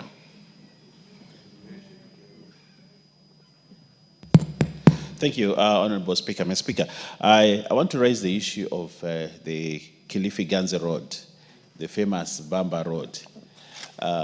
For many years, Honorable Speaker, we have seen now the contractor is back on site. But the road has been destroyed by the ongoing rains, actually very severe. And the people cannot actually access Bamba because the road from Pwani University and even from Kwamwango is severely damaged because of the rains. And I have requested that the contractor comes and grades the road as we wait for the tarmac. But there has been laxity on doing that. They're not interested in doing that. And I thought the contract bears some money for maintaining the road as they continue to put up the tarmac. Honorable Mr. Speaker, I would like the Minister to intervene to ensure that the people of Bamba actually have their way home, because they now sleep in Kilifi and overload Kilifi town because they can't go home. Thank you, Honorable Speaker. Kashagwa? Or is it Kirima? To the member sitting next to Polo? Meli, yes, you look different. You normally sit here. You're looking like the member from Daragwa. Yes. Thank you, Honorable Speaker. I thank you for allowing me to also query. We have, Honorable Speaker, the issue of Muhoroni, Chemelil, Kisumu Road and the Spar roads. I want to say that in that particular road, Honorable Speaker, the 3 or 4 spar roads that connect the main road and the contractors, that is the Stekol, the H-Young, especially at the roundabout, linking to Songo, all the way to Kapkitany, and the other one linking to Miwani, Chemursoi, and the others, have not started, and the work is moving very slowly. That road is very key in that region, owing to the several factories of sugarcane, and linking Kisumu and the other surrounding areas, which has actually one of the largest population growing areas in this country. So I wanted to know if, from the CS, what is doing to ensure that the spar roads move together with the construction of the main road, that is Chemelil, Miwani, Chepswerta Road. Thank you, Kisumu. Thank you, Honorable Speaker. Member from Muhoroni. Thank you very much, Honorable Speaker. I am going to echo exactly what my friend, but with better elaboration. I want to ask the CS that in Muhoroni constituency, the only benefit we would get from roads was if this road initially called C34 was done. Now it is Kipsitet, Muhoroni. Kipsitet, Muhoroni is in Soin Sigowet constituency. Muhoroni to Chemelil is in Muhoroni constituency, but as you advance towards Miwani around Kibigori, Tinderet constituency comes in. After Miwani, then you go towards, after Miwani, you go towards Kibos, and that is still Muhoroni, and part of it is Kisumu East. And this is a very key road that if it was done, it would open up the area and benefit the local community. during Uhuru's time, every time after the handshake, the Luo community went to meet Uhuru, the priority number one of their request was this road. Since President Ruto took over and we started engaging him, priority request has been Moroni Mamboleo Road. And each time we have been assured at the highest level possible that the road is going to be done with the seriousness that it deserves. The road has some of the best contractors that you resource in this country or in Africa.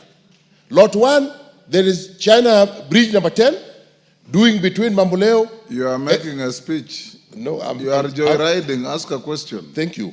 And Echiang on lot 3 and whatever. And they have capacity. But when you ask them, they are telling you, we have not been paid. We have the capacity to mobilize and do it overnight, but we have not been paid. Go and push your leadership to pay us. When we come here, we're told they have been paid. We want the contractors, we want them to go back, and they are not coming back. I want something tangible, and if serious minister and ECS, I want you to come with the contractors on the stage and tell the people that they're now serious, they're going to take up this issue. Number 2, which is the last one, Order. The road came Joyriders have only one question. Maclap, every joyrider has only one bite. Only one question. Okay. Thank you, Mr. Speaker. I rise to ask for the minister's intervention in the roads linking to Kerio Valley.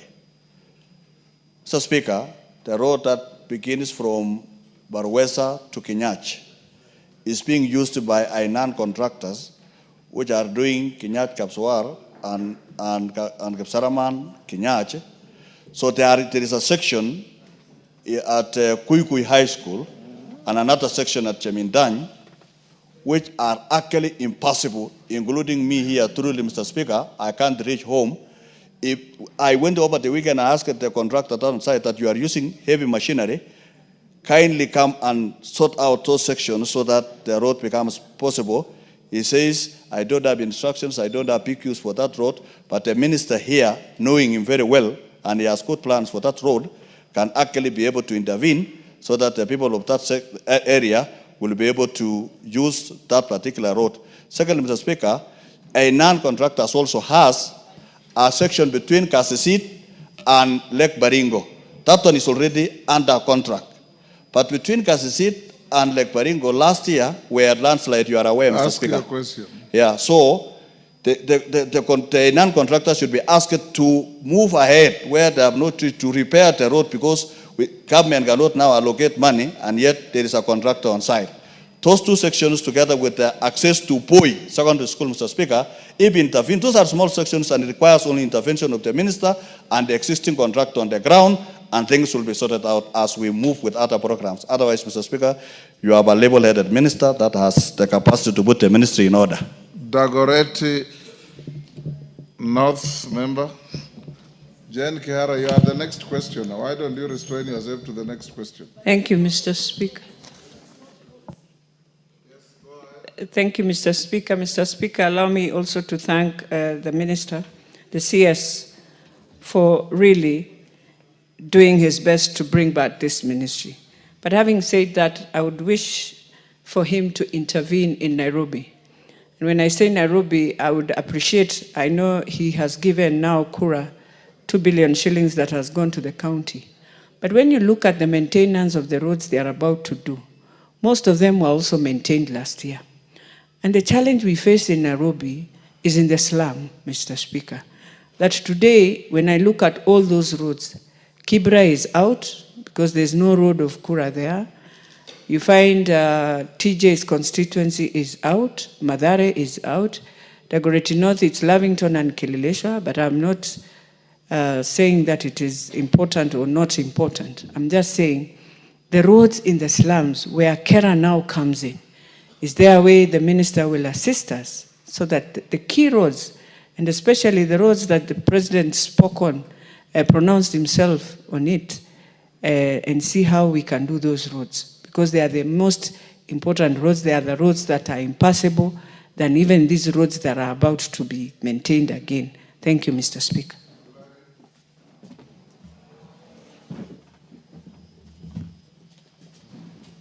Thank you, Mr. Speaker. I want to help my brother, to join my brother Koyo and Julius Melly. When the said roads from Chemelil, Kipsitet, Muhoroni, Chemelil, all the way to Mamboleo were being packaged. There were spar roads that were packaged together so that we can open up the sugar belt. Now that we have a solution coming on the sugar subsector, can the minister confirm that he will direct the contractors to do the spar roads, one from Koru Junction to Gilimori, the other one from Muhoroni to Tamu all the way, and the other spar roads along that ecosystem. It will go a long way, Mr. Speaker, in supporting the sugarcane farmers as they go towards a better farming system. Thank you, Mr. Speaker. Minister.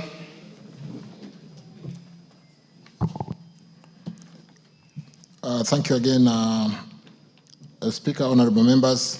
Let me start with the question raised by Honorable Maungu on the low volume seal roads, and I want to confirm that yes, we need to do something about the upgrade, the very welcome upgrade to do low volume seal road, because when we build a good foundation and do a low volume seal road, it really protects the substructures and gives us a better quality road in those low volume areas, because these are not in the main highways, the kind of Kena highways where we do experience heavy axle load vehicles. And therefore we are looking at employing various technologies which may not necessarily require physical weighbridge that is manned.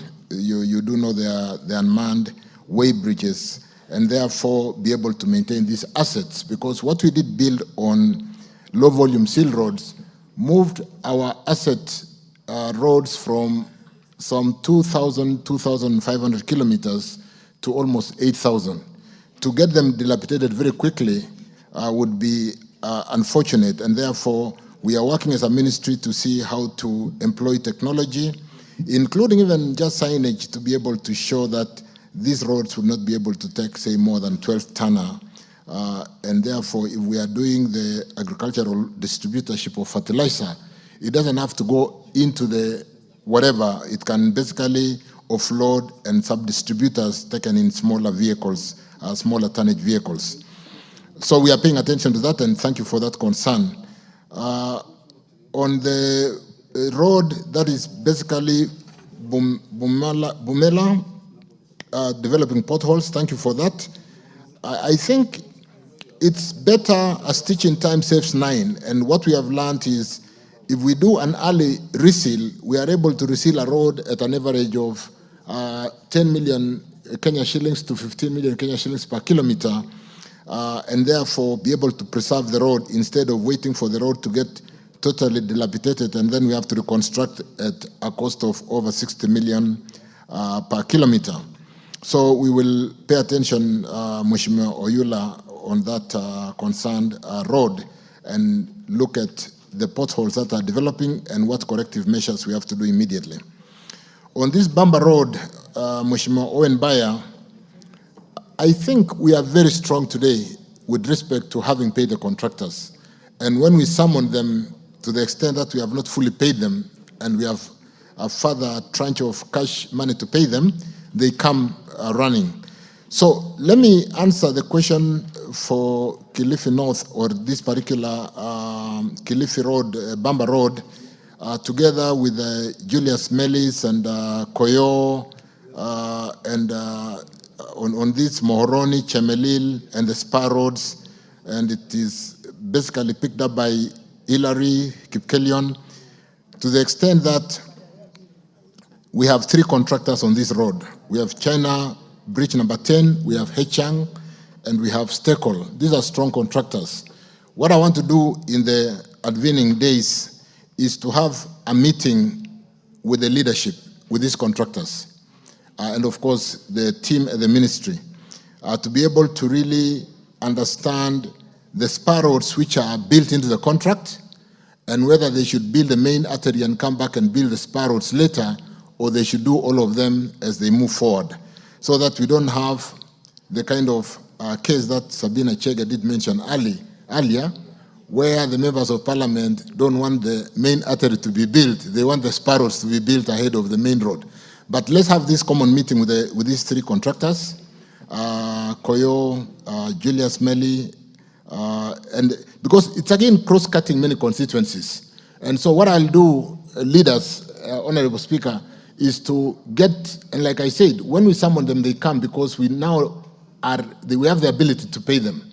And so I'll get a session sometimes next week, call the three contractors, call the leadership, and then we agree on the way forward on these Moroni, Mamboleo, all the Koru, Kilimori, and so on and so forth, spur roads on this particular sugar belt area. With respect to the question from, I think Speaker basically will deal with that together with the leaders, Meli, Koyo, and Hillary, and the other members in that belt of Moroni. The Joseph Makilap, the Kerio Valley, Barwesa, the roads that traverse your Baringo North from Barwesa, Kenyach, going all the way to Kapsawar in the Elgeyo Marakwet area and Kipsaraman. These roads have been factored in, Barwesa all the way, not just to Kenya, but to Koloa, is that to the north? And again, this road is funded. What we want to do, like I've just said of Moroni Mamboleo, let's get this contractor, Heinan, and sit down with him and agree on the work program, because we normally agree with contractors on motorability ahead of works. Because we don't build spur roads for users to use while the road is being constructed, we expect the contractors, and there's an agreement that the road should be motorable when construction is happening. So to the extent that there are these impassable sections, let's, Honorable House, call the relevant leadership in this particular case, Joseph Makilap, Baringo North, and the leadership possibly of the other side in Marakwet, in Elgeyo Marakwet, and address the work program, including, and more importantly, the motorability of the road ahead of works, so that we are not basically looking at when is the tarmac being finished, but the fact that we are able to use the road on a day-to-day basis. On the question from Honorable Elachi Dagoretti North, again, I thought we sat with Nairobi leadership before we gave the support to Nairobi County to basically improve the outlook of our city, and where we have made budgetary allocation of 2 billion, and therefore, Mheshimiwa Elachi I can again kind of convene a meeting together with the governor for Nairobi and the leadership for Nairobi to look at the priority of those roads, to the extent that this support we are giving to Nairobi County will be implemented through Kura. We are not implementing through the county government. We are basically, the implementing agent will be Kura. We can sit down together and look at whether the prioritization was properly done. I thank you, Speaker. Thank you. Jane Kihara.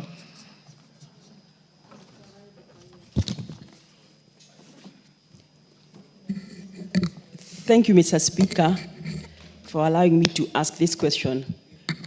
The CS, who have a lot of faith in, looks like we are going to go places. Mr. Speaker, there is a road.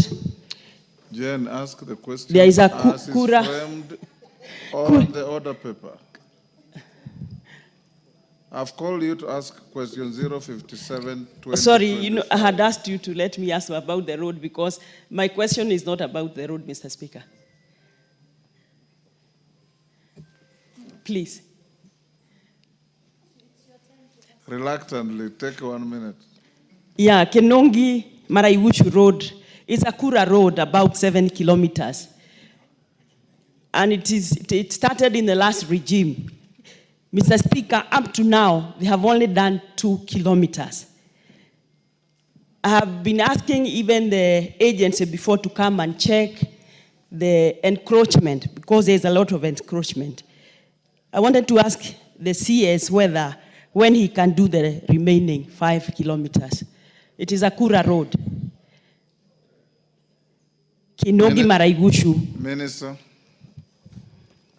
you know the road? I generally know this Kinungi Road, but allow me, now that the honorable member has basically raised on the floor of the House, to pay attention and get back to the member. If it is a case of stalling because of non-payment, that should be a non-issue today. But if it is stalling because of budgetary allocation for an ongoing project, then it is also really upon us to provide budget for ongoing roads, because it will be unfortunate that we are starting new roads when we are not funding ongoing roads. So either way, the ministry should take responsibility, and let me confirm that I will look at it. We will sit down with Mheshimiwa and look at, is it a budgetary allocation? Is it a bending bill? Both of them, which the ministry should be able to resolve and get the road to continue. I thank you. Thank you. Joyriders are too many. Waluke, too many joyriders. One question each, because the remaining 2 questions are not on roads, so I'll not allow anybody to ask anything. Thank you, Honorable Speaker. Waziri, mine is about Chwele Sirisia Luahaha Road. It is a low volume road, but the traffic was transferred from Malaba to Luahaha. All the international, it's an international road, and all the trucks are now using that road from Burundi, Rwanda, Uganda, Southern Sudan. All the trucks are using it. And the road was low volume, and now the trucks has completely teared it out. And it is supposed to be upgraded, Honorable Speaker. Within a very short time, Honorable Speaker, that road we've lost about almost 70 people that have died on that road because it is small in size. So, Waziri, Honorable Murkomen, your predecessor had promised that it was to be upgraded, but up to now we have not seen anything. And secondly, this road of Mayanja Bisunu Sirisia Road, the contractor did only 2.5 kilometers, and then he vanished from the road. He's not there. I don't know what steps have you taken, Honorable Speaker. Thank you.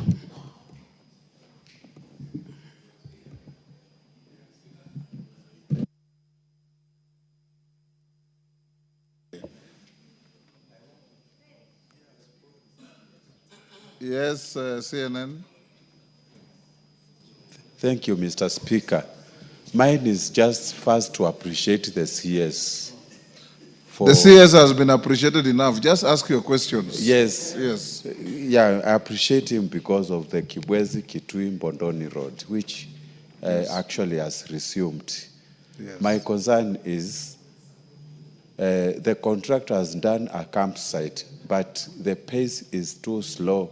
Just put a little bit speed so that the work can start to ease the pressure from the public. Thank you, Mr. Speaker. Nikal. Thank you, Mr. Speaker. Mine is one, very brief, on Maseno Kombewa. The minister had answered on Vihiga side, but that road actually extends all the way to Kombewa, Kalandini. The MP alleged that your side is done.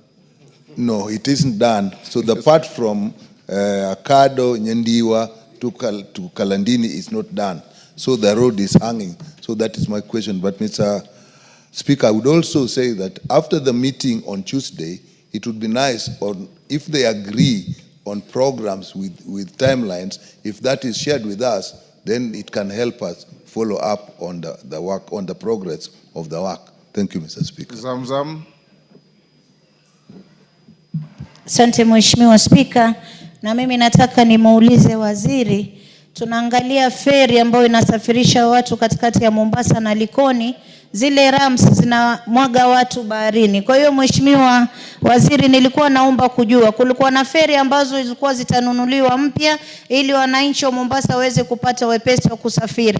Lakini paka sasa hata ile feri ambayo iko MV Nyayo, ukipanda zile daraja zake unapata zile daraja zimeharibika, mtu anaweza kuanguka baharini. Unafanya mikakati gani kuhakikisha kuwa wananchi wa Mombasa wanaweza kupata usafiri ambao hauna utata, tukapata ile kisa kama cha Mtongo kilivyotokea, wala Mungu asijalie. Kwa hiyo naomba uweze kutujibu. Asante sana.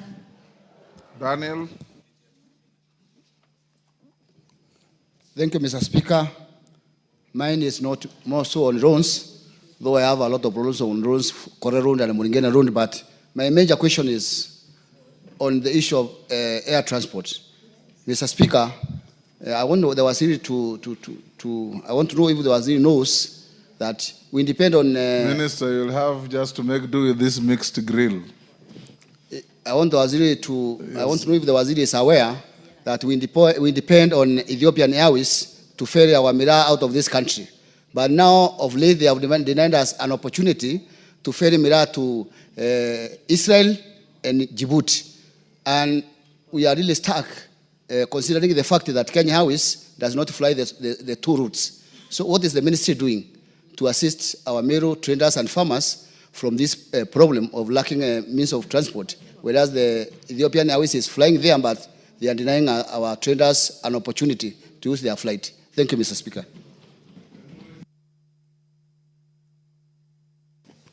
Thank you, Mr. Speaker. My question to the CS is, I wanted to ask the status of the two roads for Samburu, that is Marara Baragoi Road and the Kisima Wamba Road. That was advertised, and up to now, we have not seen anything moving. Secondly, there's also the Mubarak Marara Road, which I think was a low volume road, and now it has so many big potholes, and it's making the transport for the people living in Marara very difficult. And we had requested for recarpeting. I don't know what is the ministry doing to correct that. Thank you, Mr. Speaker.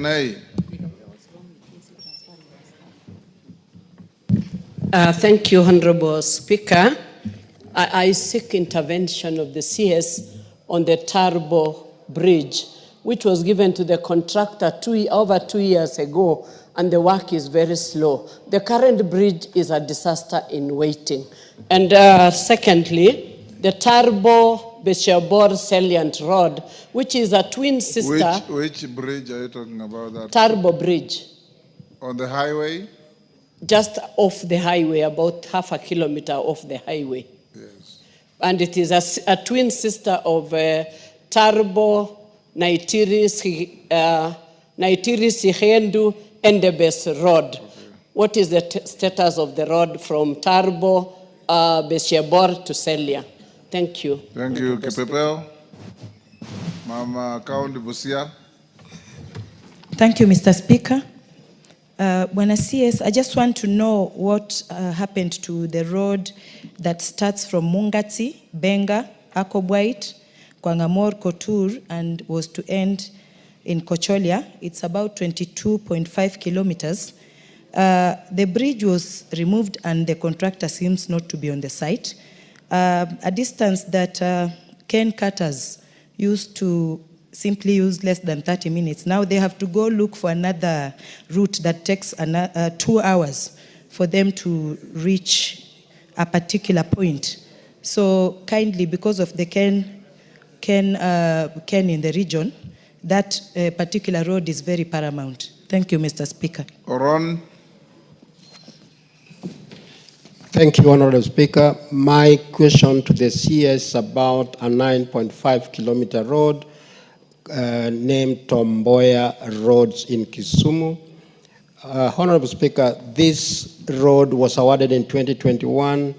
Up to now, only a third has been paid. Only a third has been paid for, and the roads, 450 million has not been paid. The road is 60% complete. I would like to ask the CS what's happening from 2021 to date. These roads are dangerous to the residents because when it rains, water accumulates, and dangerous to the kids and the motorists. Thank you. Thank you, Speaker. My question to the CS is about the road, Matutu-Ekalakala Road, which the CS told me that the particular contractor is going to move to site, but he has never been to site. Thank you. Rueda. Nami niulize swali. Barabara yetu ambayo ndio itakuwa barabara ya kwanza, hatuna inchi hata moja ya barabara ya lami. Sasa hii tunapata. Jana ndio naona contractor amepeleka mashini port. Kwa vile imechelewa sana, naomba waziri ahakikishe hii barabara iko na pesa iko najua. Ianze pande zote, ianze Mtangawanda kwenda Siu na Siu nao ianze upande ule kuja hivi. Maana tumekaa kwa muda mrefu sana kungoja hii barabara. Maana ilikuwa hata nashangaa leo nikikuuliza utaniambia pengine labda amejua unakuja ndo akasongeza hizo mashine. Maana ulikuwa ukiniambia 1 week, 2 weeks itaanza. Lakini imechukua muda. Waziri, tafadhali contractor ambiwe aanze pande zote mbili. Watu wamengojea hiyo barabara kwa muda mrefu sana. Pia sisi Lamu East kuna sehemu watu wanaomba barabara. Sisi tuwaomba ifunguliwe. Karibu miaka 6 hakuna njia. Mfanye mpango wote, hata kama ni kuweka maram, kama ni kuweka nini, hindi tu kiunga. Uchumi wa kiunga imefungwa kabisa, hakuna barabara kabisa. Na barabara hiyo ni security road na ndio international road inaenda tu Somalia. Watu wingi majeshi tumekosa hapo kwa sababu ya zile zinaitwa IDs, zinawekwa chini zinalepuka. Sasa ikitengenezwa hiyo barabara itatusaidia sana. Barabara sasa imefungwa, haipitiki, watu wanatupitia boti peke yake. Asante Bwana Speaker. John Paul. Minister, those are short questions. You should be run through them very quickly. John Paul, give him the mic. Thank you, Mr. Speaker. Mr. Speaker, I have only one question to You are entitled to only one. Yes, only one question. Yes. About compensation of a road which was completed in the year 2023. That is Kije, Auke, Makiri Road. The people who are supposed to benefit, their names were gazetted. Up to date, they have not benefited from the compensation. When are they likely to be compensated? Thank you, Chair. Thank you, Mr. Speaker. Last on roads, Senior Sunguli. Nafungia. Mr. Speaker, the remaining 2 questions are not on roads, and I'll not allow anybody to ask anything on roads hereafter. Sunguli. Mr. Speaker, I asked about a road which the minister knows very well about. The Kilgoris Soit Road through Shartuka. It was a low-volume seal road, or it is a low-volume seal road, which is speedily wearing out. I don't know what the minister is doing, whether the contractor is coming back to site, especially because now we have a factory there. People want to benefit from it, from taking the cane, and it's becoming even more difficult to maintain the road unless you come to it quickly. And all the way to Chebole. And also just, I'm not allowed to ask another question, but I hope you read, Mr. Minister, in the newspapers, that the road from Lolgorian to Masai Mara was blocked by the residents, and the tourists could not go because there were 2 big pools of water that had developed there, and the road is impassable even by border borders. What is the minister doing about that? Yes, because. Thank you, Honorable Speaker. Honorable Minister, my question is on the Kitale Swam Road. It is 99% complete. I thought it's complete. No, it's 99% complete. But we have people who are supposed to have been compensated. They have not been compensated up to today. And you remember Honorable Kale Pamise asked about the people of Matisi.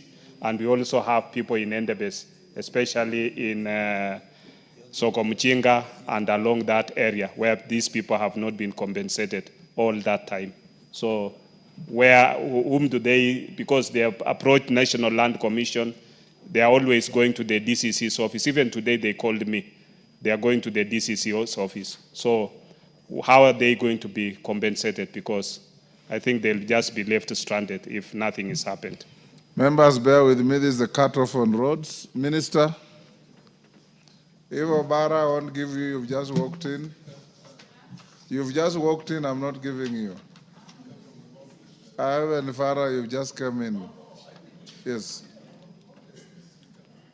Minister, answer those. That is a cutoff point on roads. I'm sorry, Farah, you'll ask next time. Allow me, Many Honorable. questions about the north have been asked. The Kulamawe Road has been mentioned, all those.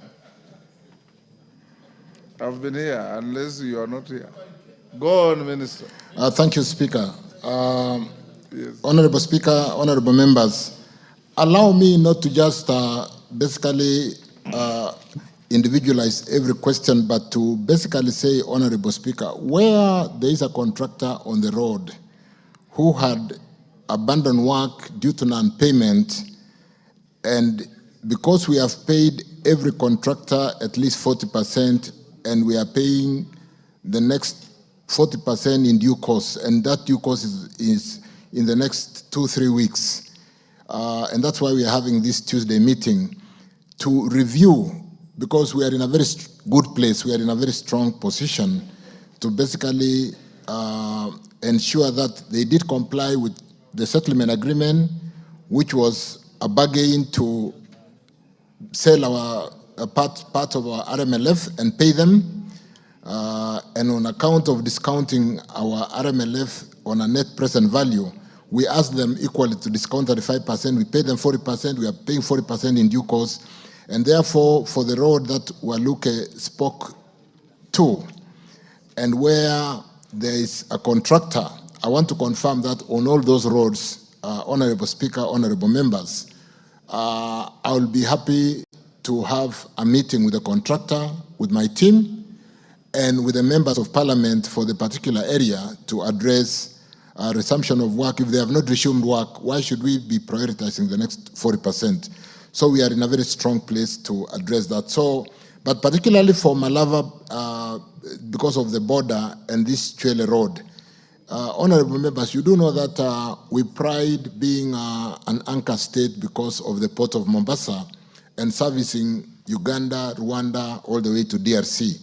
And therefore, the roads around the border, and there's a question that was asked earlier regarding what are we doing around Malava to open that congestion and make that area expedite movement of lorries so that the border control is not exacerbated with the challenge of roads.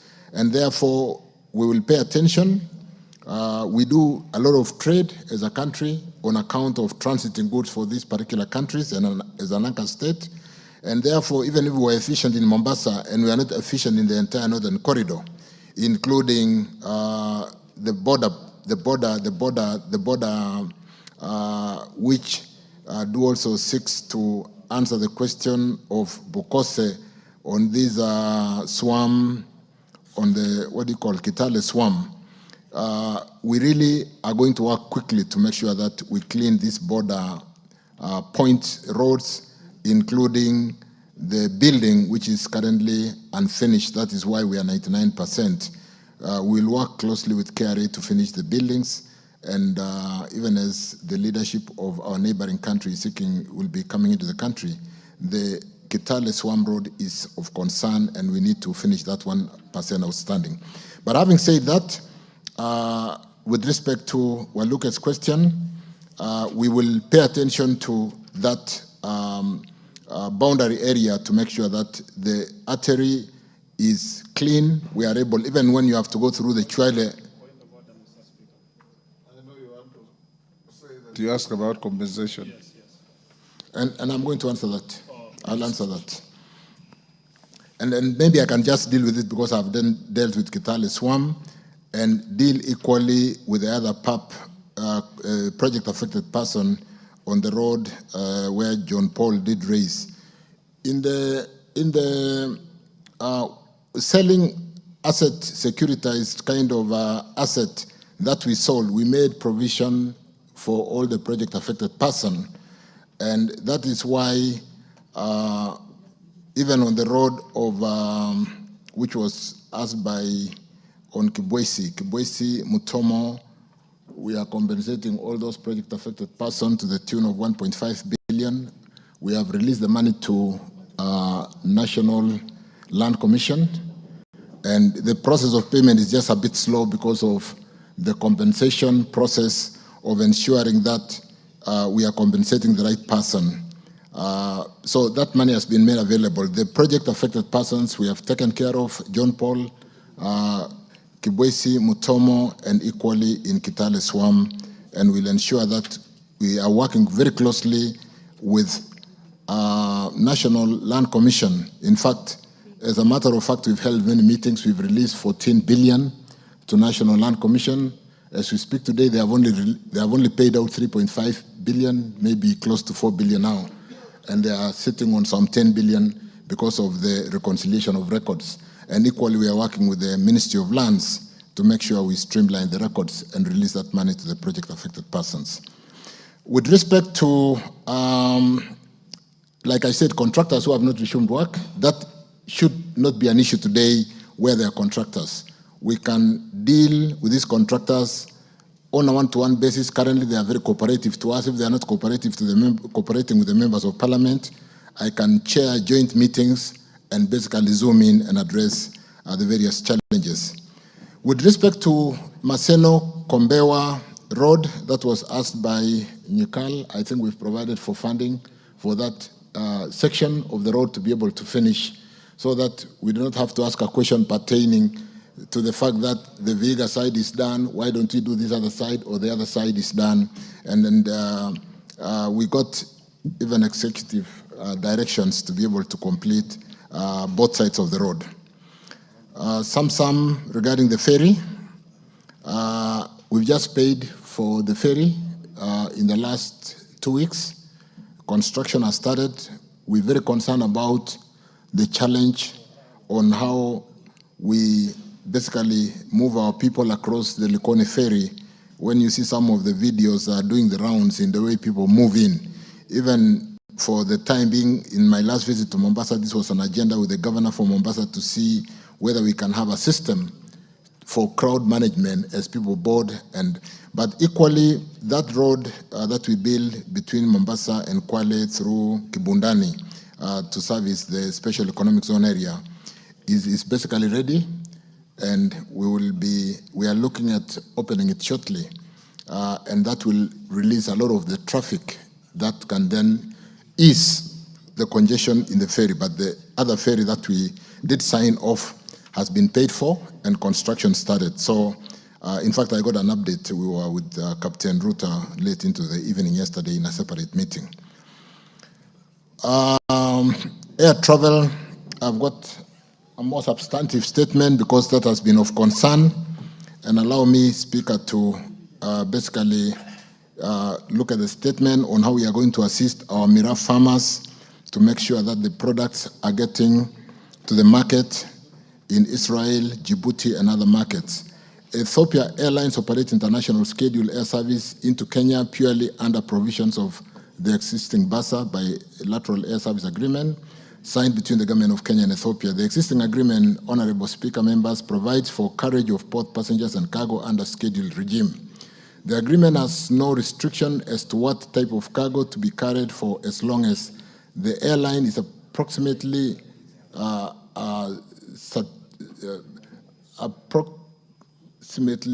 certificated by a competent authority to uplift the cargo under standards set by the International Civil Aviation Organization, a standard setter in the global aviation industry.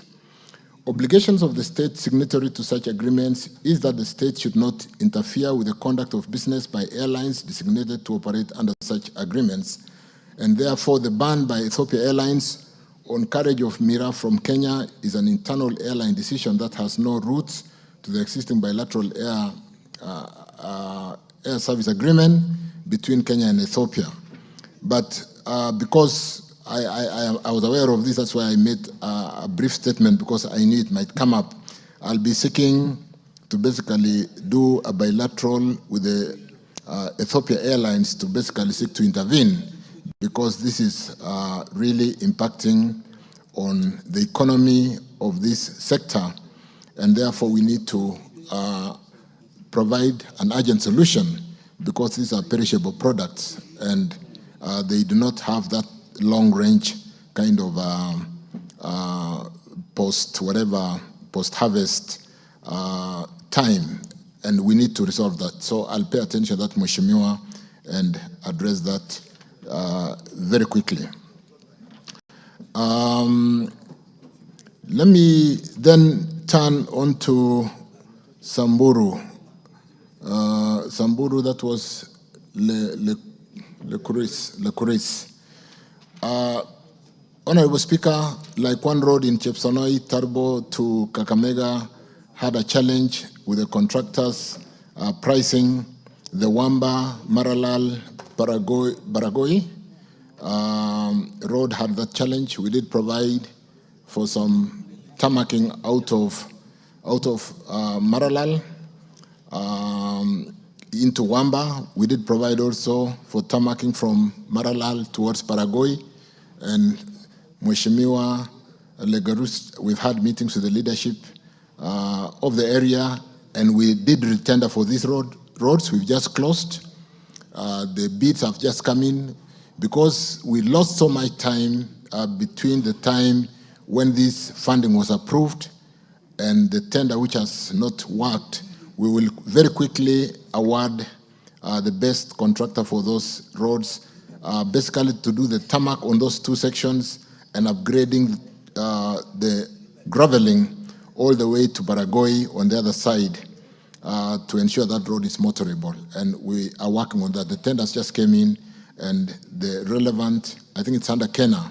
Kenya is working around the clock to make sure that we do get the contractors to site, and those roads are funded through that affirmative funding that we got earlier last year, and equally they are funded in the current financial year. So we should be able to start work.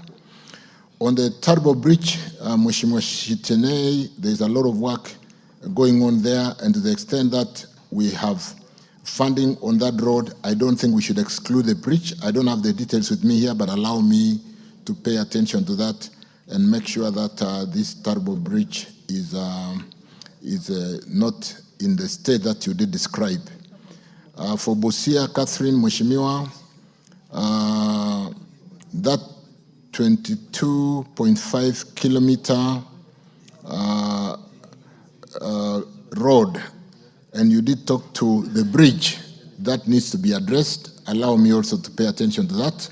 I'm here with my PS. I don't have an immediate answer, but I should be able to look at that. And Bana PS, let's get back to Catherine Amayo on that. With respect to the Tomboya Road in Kisumu, Mheshimiwa Koron, 9.5 kilometers. Again, this is a question of a road with a contractor, and there's absolutely no reason why we are, for those, there's a reason why the road took that long, because we didn't pay the bills. But to the extent that we are talking about Kisumu City, we are talking about a road with a contract, it will be really unreasonable for us. It will be responsible, not even unreasonable, not to provide funding. And I want to confirm what kind of funding has been provided for this road. If it was due to pending bills, and because pending bills is not a challenge, we'll follow up and make sure the contractor gets back to work and clean the outstanding portion of the 9.5 kilometer road. I don't remember what Bashir's asked, but let me answer Waida's question regarding Mtakawanda, Kisingitini, but that road is initially Mtakawanda, Siu. The contractor has gone to site. I did call them to my office. The young man, the son, came by Yusuf, and we did give them some ultimatums. The biggest challenge, Speaker, here has been contractors here put their efforts together to hire a barge to carry the heavy equipment. if the heavy equipment has landed in the island, it shouldn't now be a problem because, again, Honorable Speaker, Mheshimiwa, you know this road is funded through that affirmative funding that we got early last year or late last year. We have provided adequate funding to make sure the road moves without stoppage. And the last one was on John Paul's concern on the PUPs, which I've talked to. That funding is available, and we are working with National Land Commission to make sure that they accelerate the payment, because it's a situation today, honorable members, that National Land Commission is not looking for money. We are pushing them to pay because, like I said, they are sitting on 10 billion amount of resource which is within their accounts, and they are working on reconciliation to pay that money to the project affected person on the various portions of those roads, including Tuapa to Kilifi, this side of Kwachomvo to Mariakani, including the road, James Kishuro, all the way to the road linking to going towards Nakuru with China Wui. For Mheshimiwa Sunkuli's question, Kilgoris Shartuka, this road getting out of Chebole, the clay section of that, going all the way through Chebunya to Mwadigir, we have provided funding to reconstruct that road, and we are going to start in this financial year. The Chebole side, all the way to Tarajasita, we are doing a reseal, which Mheshimiwa Ambassador Sigei did say there is work in progress, and I think the repair and resealing of that road will be completed in the next 3 weeks. Bukose, on the SWAM, I did talk to BAPS, and the 99%, the 1% which is more of the building and that you have answered. Works to do with KRA, we are working with KRA to complete that. I thank you, Speaker. Ivo Bara, I'll give you Ivo Bara, then let's close with Farah. Thank you. Joyride, quickly. Thank you very much, Mr. Speaker. My question is on the feeder road on the Ahero-Kisii highway. This road was, the highway was completed and very well done. But there were all these feeder roads that were leading to public institutions that were supposed to be tarmacked. Most of them are below the 2 kilometers. The length is below 2 kilometers. Up to date, nothing has happened, despite the fact that we have written several letters requesting for the roads to be done. Short distance, less than 2 kilometers, and all of them leading to public institutions, high schools, hospitals, and also the DCC office, and also the police station. Can these roads please be completed? Thank you. Thank you. Farah. Mr. Speaker, I'll correct, it's not true that nobody had asked any question about northeastern roads. The minister answered questions on the Kulamawe road. Okay. Yeah. That's not northeastern, by the way. Kulamawe is in upper eastern. Yes. Northeastern is Garissa with Jirmandera.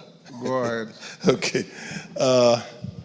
Mr. Speaker, Mr. Minister, directive was given for the design work to be completed for Madogo, Garissa, Dadaab, Liboi, Harhar Road, and His Excellency expected this to be completed before the budget was read, the last budget of June this year. There seems to be some delay in that, and you tell us when that can be ready so that the funding can also be sought from the World Bank or other donors for that section. The same section, Mr. Minister, because it supplies, or rather it's used for supplying the refugees, 450,000 refugees in Dadaab. That road is now completely impassable. It's a nightmare to drive through Garissa to Dadaab. What emergency measures have you put in place or wish to put in place, at least to make that bit passable so that it can be motorable for the time being while waiting for the tarmac to be fixed? Sometimes later, much later, of course. Thank you. to Biego. Thank you, Mr. Speaker. Mine, I would just ask about the Danger Chemuswa Road. The last time the minister was here, he said he promised that something would go on. What is happening right now, there's a bit of work going on, but it is also causing a lot of problems because the contractor who is there right now is not giving alternative routes when he's blocking the road, especially when they're making the bridges. And there is a bridge, Karlel Segut, that is in Kosrai Ward, which had been awarded to a contractor by Kura. The other day, even somebody passed on in that bridge. I would just like to know the status. It has the contract has been given a long time ago, but it has not taken off. Thank you.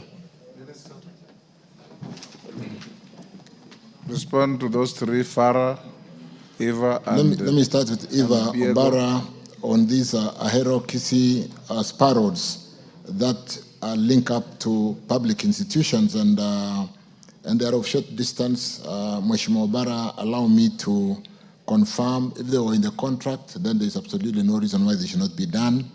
And I will personally get back to Mheshimiwa Obara to confirm those spar roads linking up to these public institutions, because sometimes it is the very reason why we build a road to service public institutions. And if they were included in the contract, and to the extent that we found so many things that contractors, even at 98, 99%, abandoned work, and it was on the signature that it seems to be complete, but sometimes it was due to non-payment. But to an extent that they were in the contract, I will pick them up and we will make sure that those roads are done. Yes, Mheshimiwa Farah, we did give instructions for the design of this road, starting from Madogo, going through all the way through Garissa. And let me also confirm whether it has been completed. I didn't get the details before I came here, but to the extent that they have been completed, and because we were seeking for donor funding like World Bank to build this road, the donor funding, we can bring it into budget anytime because it doesn't impact on the cash flow as it were. Equally for Garissa Dadaab, because of the need to service the camps out there, the IDP, to the extent that we need to service Dadaab, we need to make that road motorable because of the refugees out there. So again, PS, let's pay attention to that. Biegon on Danger, Mheshimiwa, on Danger Chemuswa, we have a contractor. If it's a case of being slow, needs to address the crossings, the bridges. The challenge we only have on this road is sometimes we are on Danger Chemuswa and we get instruction that we should start from the other side. But we have a strong contractor on that road. We don't know why it is slow, but again, the concern has been picked. We will talk to the contractor and even see whether we can have two gangs so that one is on this side and the other one is on the other side, because it's a long road. And there's concern by either party that why isn't it coming out from the other side, whereas it is going. But to the extent of it is slow, and because, like I said, bending bills for now is not a challenge, we will pick up that and address the speed of construction on this road. I thank you, Speaker. Honorable members, Honorable Simon Kingara came in late, but he has explained why he was late, and I'm satisfied. I want to give him a second chance. So I rescind the order to drop question 14 and allow Honorable Simon Kingara to ask the question. Go ahead, Simon. Thank you, Mr. Speaker. I apologize to the House for coming late. Thank you, Mr. Speaker, for your kindness. I apologize. I have explained to the Speaker, and it is on his record why I was late. It was not deliberate. I respect this House. Mr. Speaker, allow me to proceed to question number 14 of 2025, directed to the Cabinet Secretary for Roads and Transport. Could the Cabinet Secretary, Mr. Speaker, explain why the new generation smart driving license does not indicate the date when the holder first obtained it? Mr. Speaker, number two, could the Cabinet Secretary also consider integrating the original date of license issuance into the smart driving license, particularly for individuals upgrading from older version to support Kenyan drivers abroad who rely on this information to verify their driving experience? Thank you, Mr. Speaker. Thank you again, Honorable Speaker. The new generation smart driving license, which was introduced as part of Kenya's broader commitment to modernize its road transport system, enhancing road safety and aligning with regional and international standards. The license incorporates advanced security features and integrates with the National Transport and Safety Authority NTSA digital platform, ensuring real-time access to drivers' data and compliance history. Notably, Kenya has adopted the regulation of the Tripartite Transport and Transit Facilitation Program, an initiative launched by the regional economic communities in the three regions, COMESA, East Africa Community, and the SADC, South Africa Development Community. The primary objective of this was to harmonize cross-border transport policies, including standardization of drivers' licensing categories and practices across member states. This facilitates seamless and safer movement of drivers and goods across borders within the region.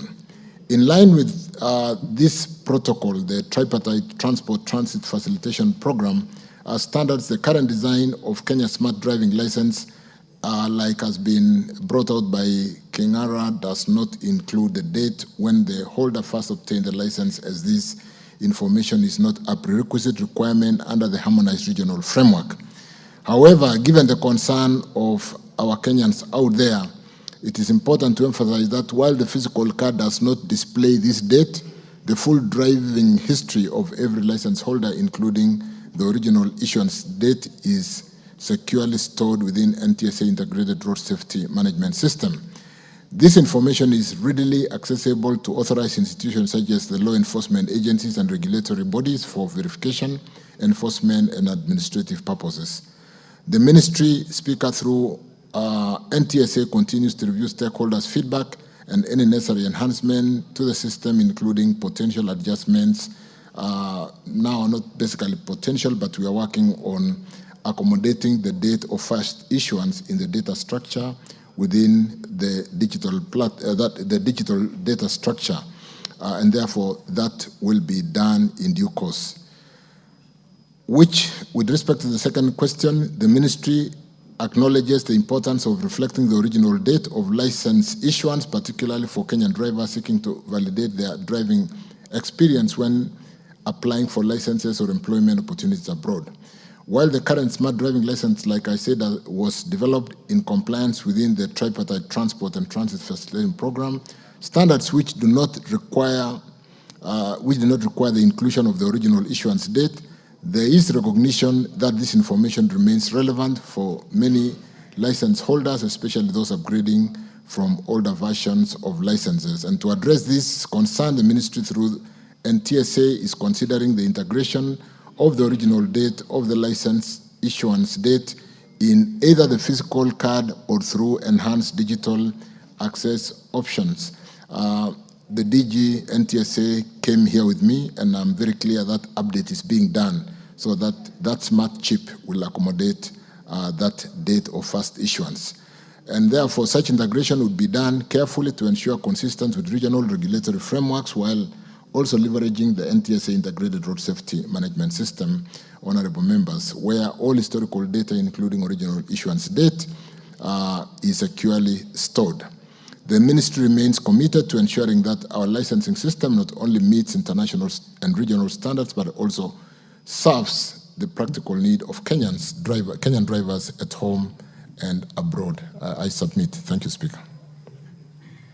I think, Kingara, that is very adequate for your question, isn't it? True, Mr. Speaker. what I would just request is to fast track this because diaspora remittance is an economic enabler. And we have very many Kenyans out there who cannot work because of lack of experience, which was not picked during the first time they got a new driving license. As much as it complies with the world requirement, Mr. Speaker, I'm in diaspora.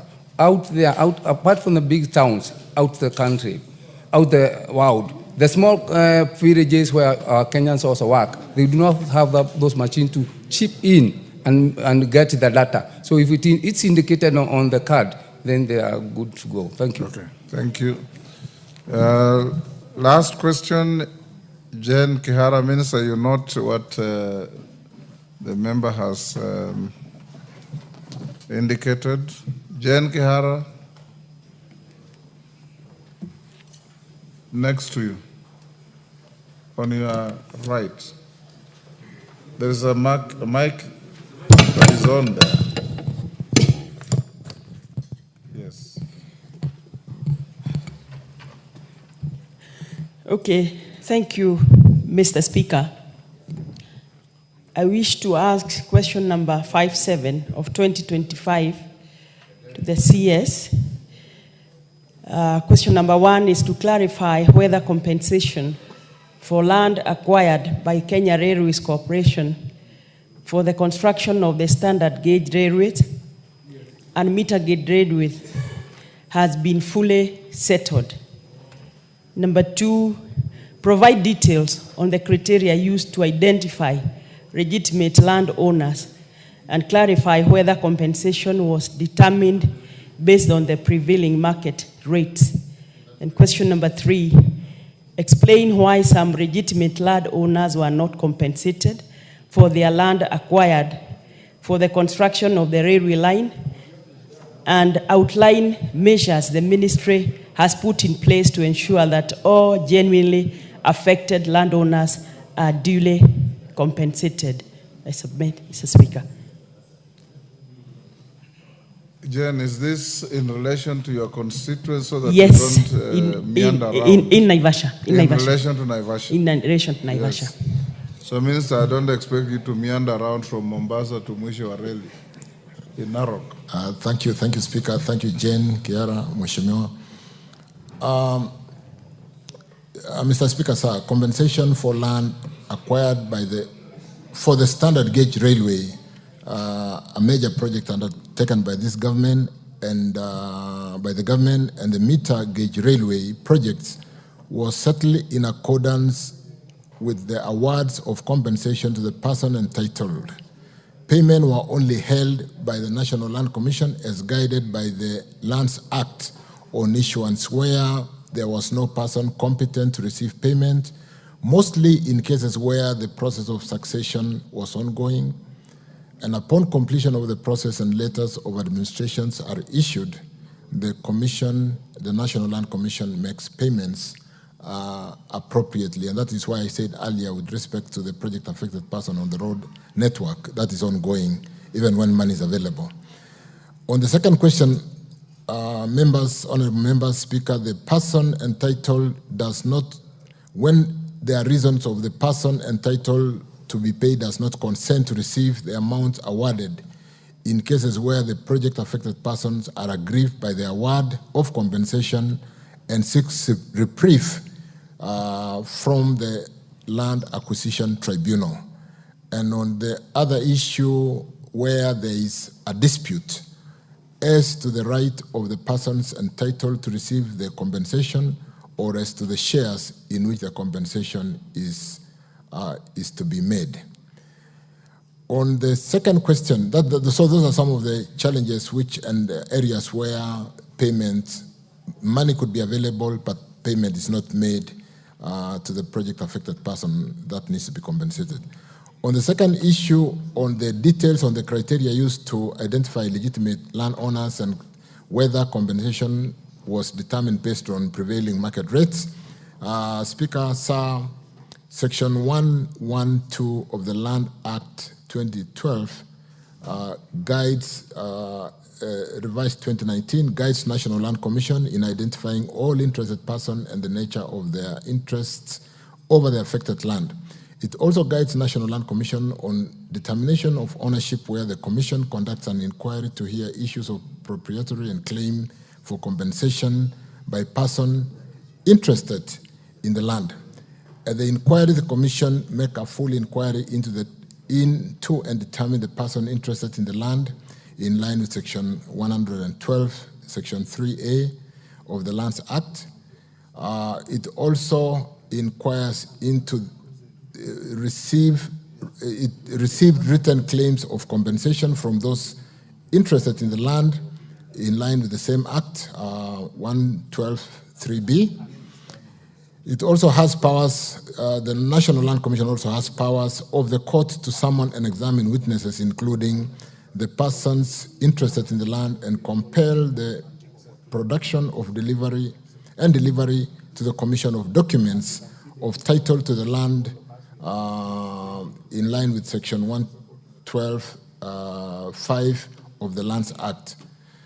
And then so really, on the conclusion of the inquiry, the National Land Commission prepares a written award of compensation for every person whom the compensation has determined to have an interest in the land. On whether compensation was determined based on prevailing market rates, the Commission is guided by the Land Assessment for Just Compensation Rules of 2017 and the Land Value Amendment Act of 2019.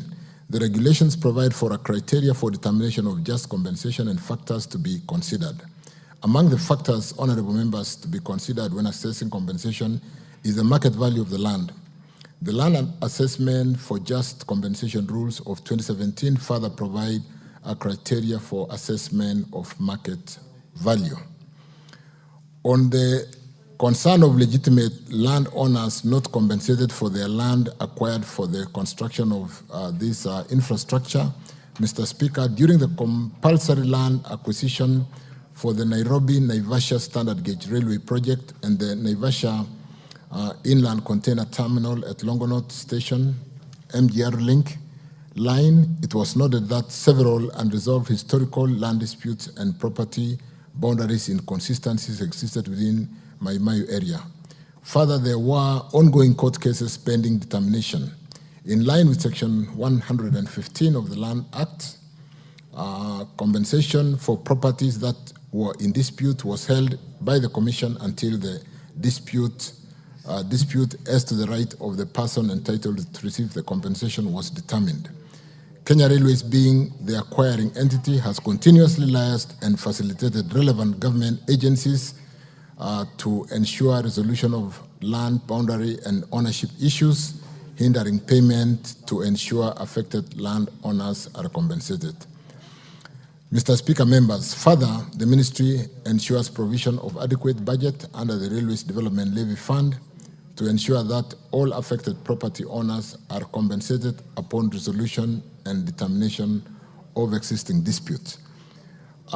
So, just to conclude, and as I submit, there will be outstanding cases in line with some of those challenges, but to the extent of funding, I think we have got enough allocated funds under the Railway Development Fund, or levy rather, to be able to compensate once the National Land Commission resolves all the issues, and we should be able to do that. I submit. Thank you. Thank you, Minister. Jen, I believe you are satisfied? This is something. You are.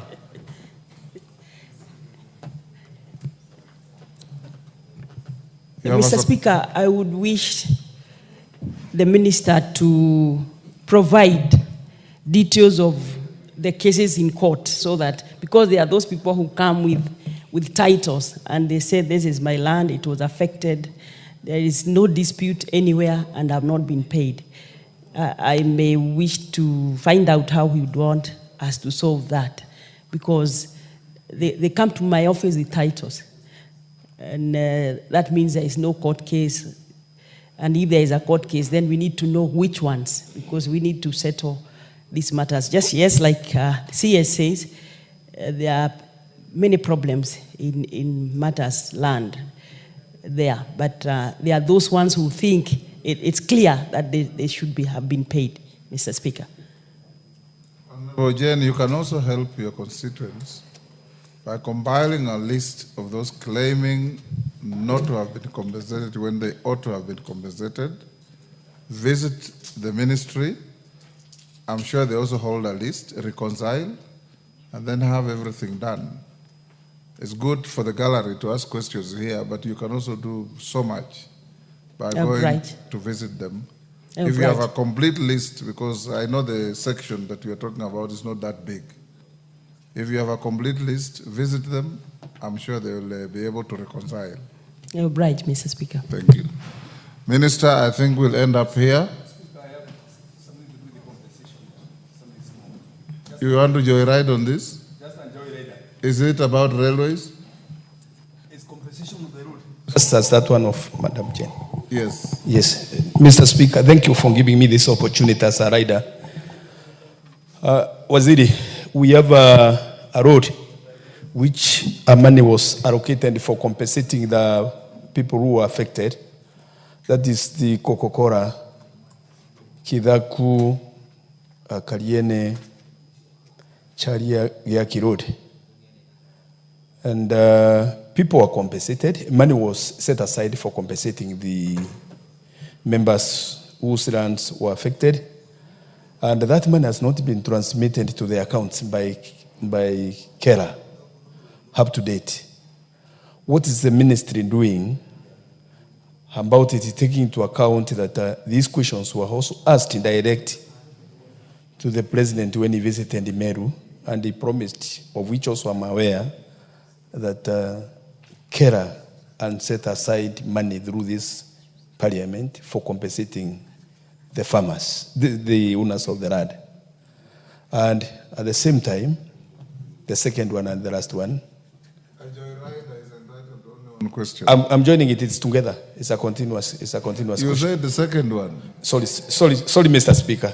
It's a continuous question. It's a continuous question. The same road, which you know very well that these farmers were affected all the way back from the year 2016 up to date. There has been an attempt to put some little money to do that road. What's the ministry doing? What's the minister doing to make sure that there is adequate money to have this road finished or done completely? Because the budget was 1.9 billion and nothing has been done much about this road as we speak. Thank you, Mr. Speaker. Thank you, Speaker. I think I had a session with Mheshimiwa in my office, and this particular road, Coca-Cola, linking up to a number of points, is it university? Yes. Has got funding in the current financial year, and therefore will not be able to construct the road unless we compensate the project-affected persons. Whether the money is being held by KERA or by National Land Commission. So I'm sitting here with Engineer Mangondo Jackson, the acting DG for KERA, and we'll pay attention so that we don't award the road and we cannot start construction because we don't have easement on account of non-payment. So we'll settle the two issues. Stop engaging the minister. You speak through the So let me then let's have clarification, because on this Coca-Cola road there is funding, and I did indicate also to the extent that there are project-affected persons where we have not paid. I did indicate that when we did the asset-backed, what has come to be known as securitization, we did take care of our Kenyans project-affected persons, and we did provide funding, and therefore it's just a question of reaffirming the payment process. Thank you. Basil, what is it? I thought you asked a question and it was answered. No, he did not answer my question. It was actually about Matu Ekalakala Road, where the contractor abandoned site. He has never been to the site. Yes, Minister? I think that's where I'd beg to be a bit general on account of contractors who have abandoned sites on account of non-payments. And therefore, I did indicate that I will get the contractors where they've been concerned that there's been no resumption to the extent that we are due to pay the second tranche of 40%. We've called contractors to come for a meeting on Tuesday, and for this particular road, let's have the full details, and we'll make sure the contractor is back to work if it is due to non-payment. If it is due to other reasons, then we'll drill down and address a resumption of work on this particular road, Bashir. Thank you, Speaker. Kipchumba, what is it? I have closed questions on Thank you, Honourable Speaker, for that opportunity. Honourable Speaker, now there are roads, Honourable Speaker, that have been abandoned by contractors. So, Mr. CS, what is the status of maintaining those roads that contractors have abandoned? CS, I have a road, Kibat Kapcherop in Marakwet West. I have a road in Chebororwo, Kokwongoi. I have a road in Chepkaitit, Kipkundun, which have been abandoned for almost 3 years. Honourable Speaker, who is supposed to maintain roads that have been abandoned by contractors? Thank you, Honourable Speaker. Minister. Like I said, Honourable Speaker, Honourable Kipchumba, where roads have a contractor and as they resume, we'll rework and ensure that they do not only continue with the road, but we do maintain what had been constructed. Because sometimes, due to abandonment of the road for several years, even what had been built is already stressed, and therefore we'll need to work on that.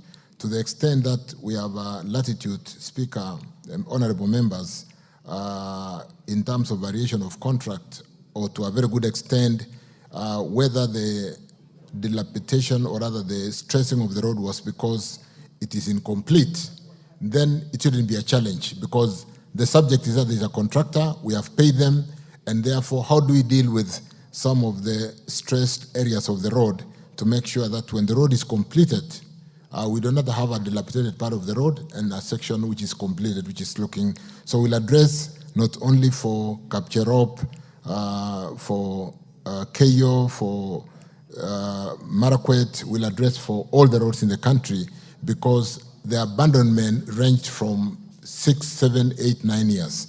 And therefore, it is true that we need to rebuild and correct even areas where the road had been completed, apart from just continuing and completing the rest of the road. So we'll pay attention to all those roads, not just in Keyo or wherever, but in the whole country. I thank you, Speaker. Thank you.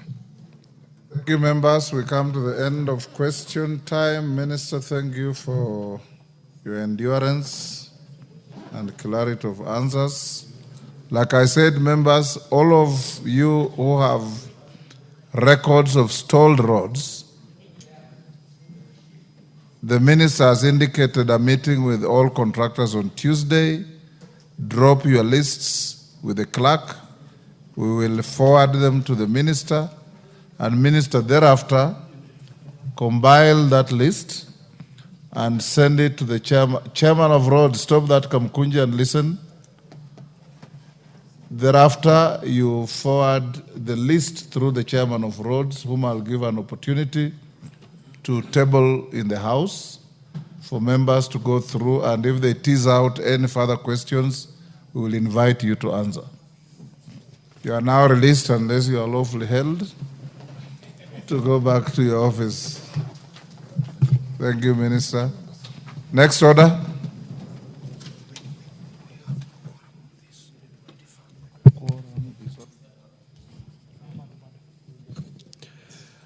Order number 8, motion, consideration of the 5th report on the financial statements for the NGCDF accounts for 6 constituencies in Busia County. Question to be put.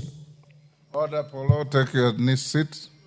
Order, Koyo, sit.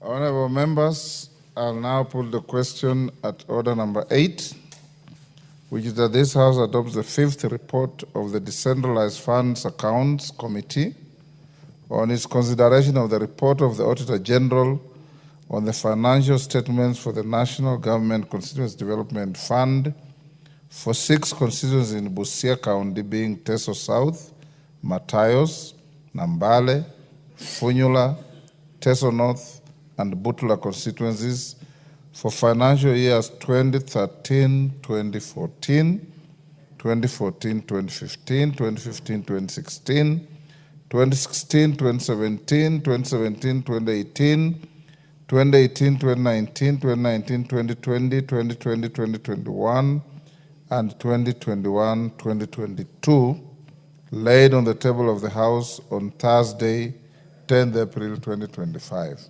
As members of that opinion say aye. Aye. Will those of the contrary opinion say nay? The ayes have it. Next order. Order number 9, the Kenya Institute of Primate Research Bill, National Assembly Bill number 52 of 2024. Resumption of debate.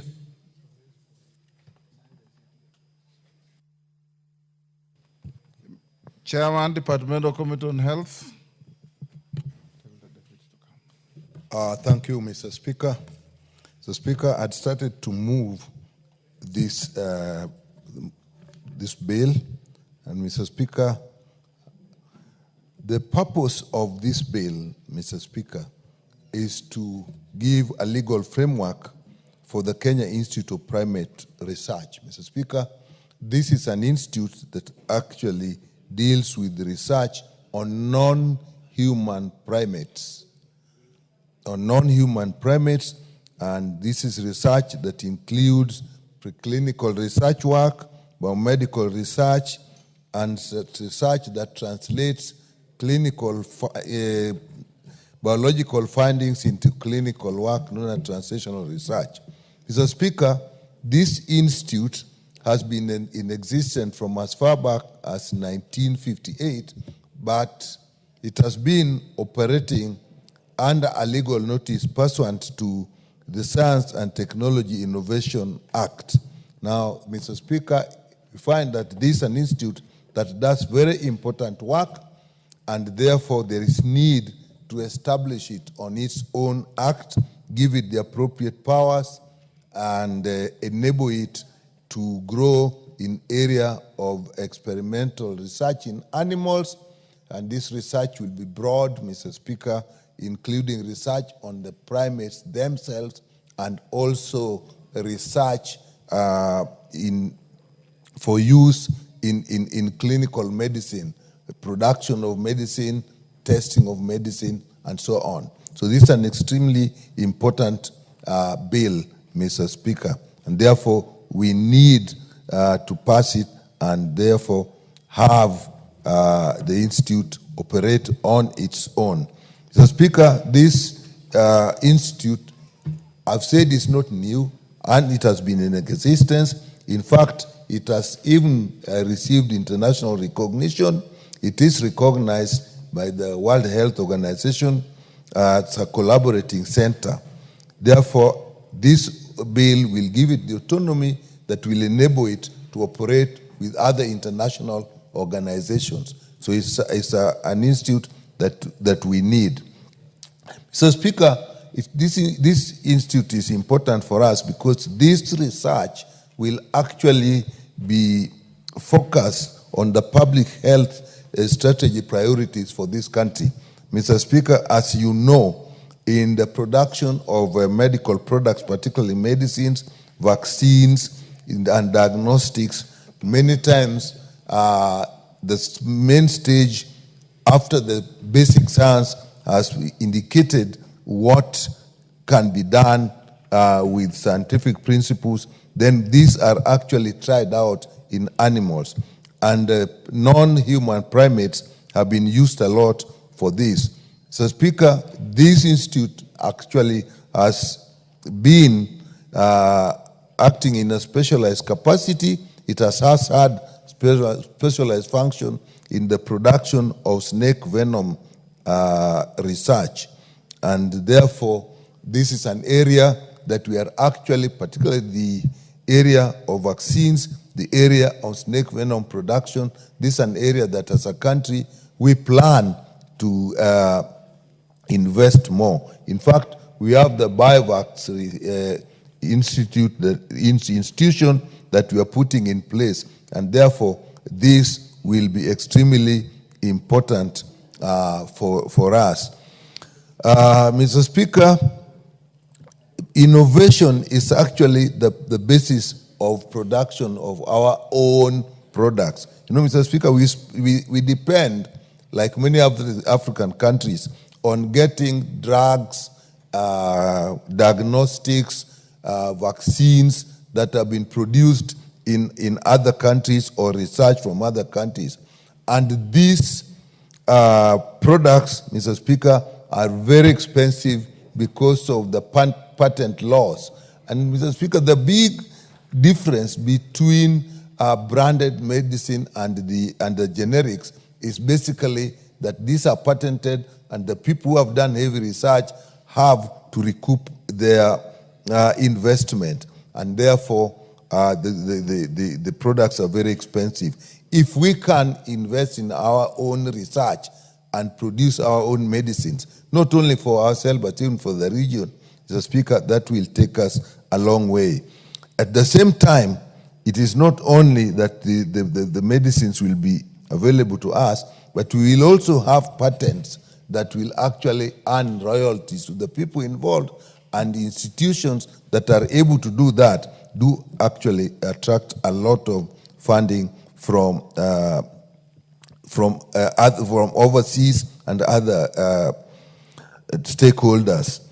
Mr. Speaker, in this bill, we are proposing that we are not only going to have research in this institution, but it will also be a training area. A training center is also provided for in this bill, and this will be a very specialized training area.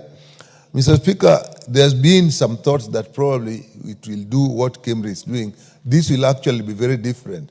KEMRI is purely clinical, but this is actually a lot of basic research. So there's a clinical element in it, but it's also research. If you are doing research on animals, it is important that the future of those animals, the well-being of those animals, their biological integrity and survival is taken into consideration. So that will also will be covered in this. Mr. Speaker, there are, of course, if you're dealing with animals, there are laws that protect these animals, like the Wildlife Conservation and Management Act, Cap 376, the Prevention of Cruelty to Animals. This bill takes into consideration those laws. Mr. Speaker, this will involve very many institutions, and there has been, Mr. Speaker, stakeholder considerations, and a lot of comments have been received from institutions, including the Ministry of Health, State Department of Public Health, Ministry of Agriculture, the National Innovation Agency, International Livestock Research Institute, Kenya Medical Research Institute. Even the Attorney General Office has put a lot of advice because there is need to see how this links.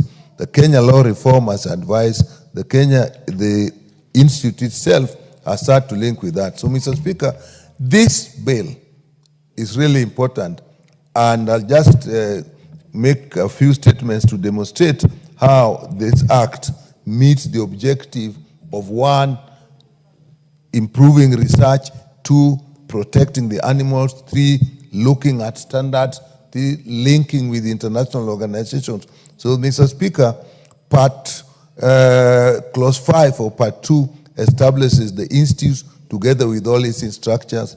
Part 3 establishes the scientific and ethics review unit. Ethics is extremely important, whether you are dealing with research in animals or human beings. And Clause 29 establishes research structures with standards and procedures of conducting research, which must be of international standards.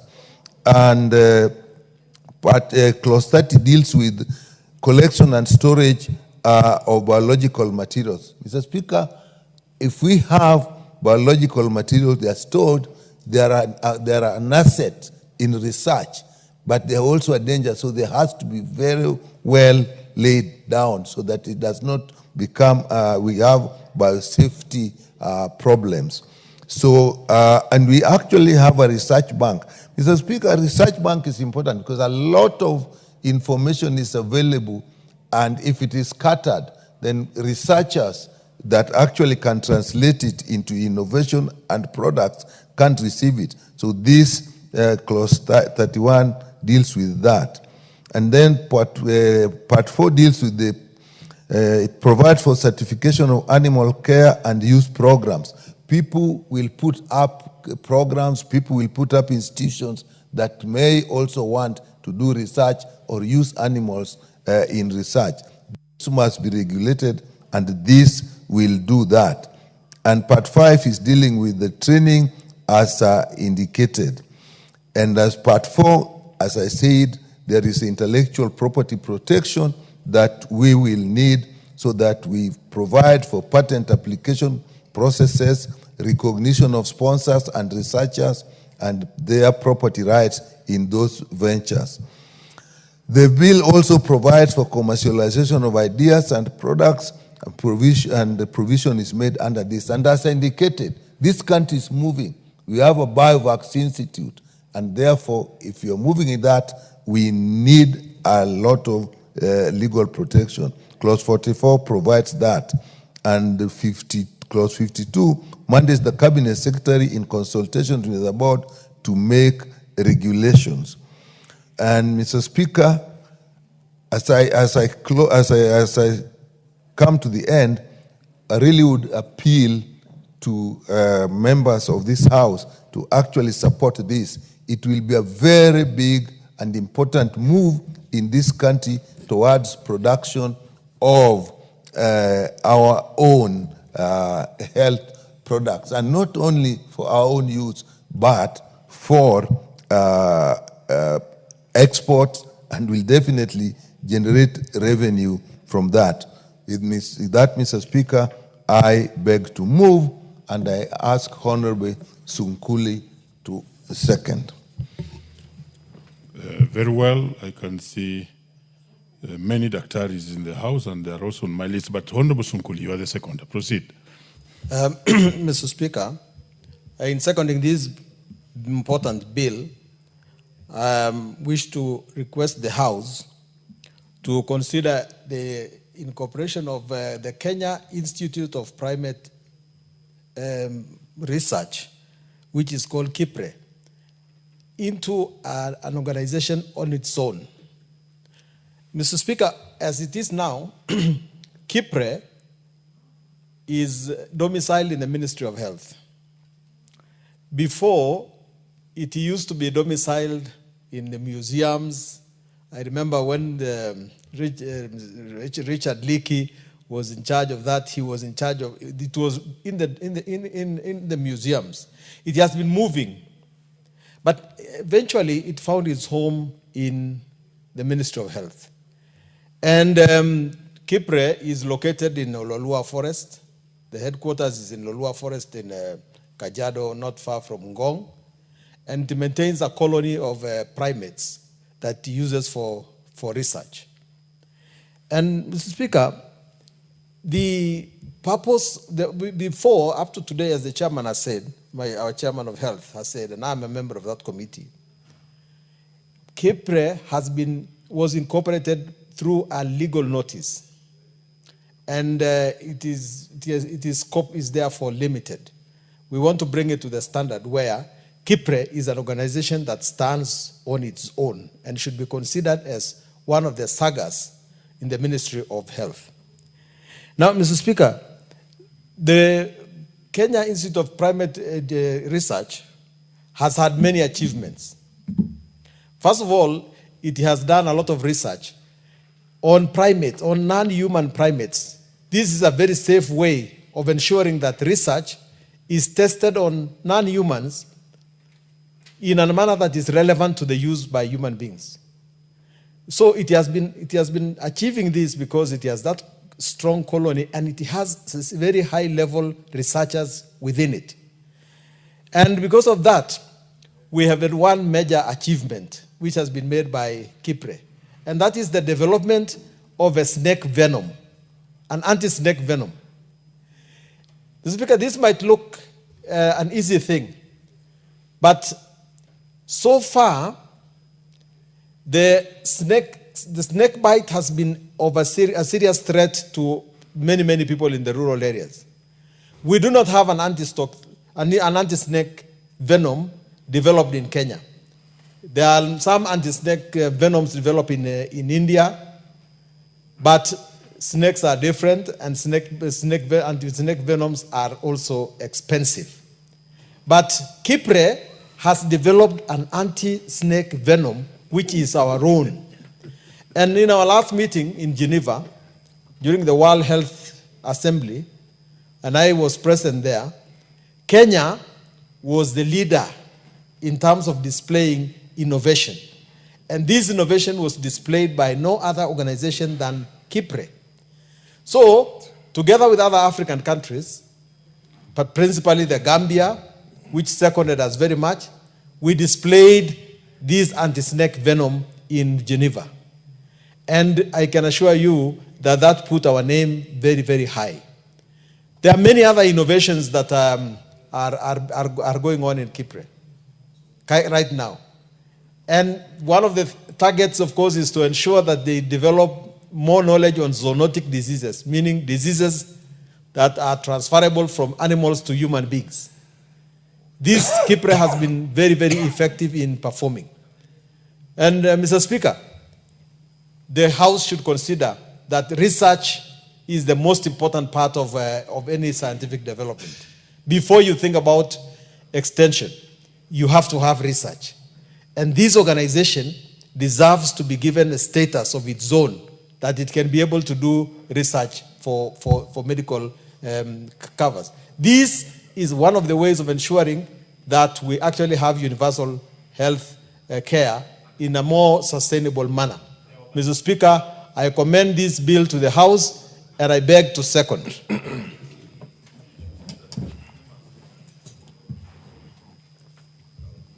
propose the question.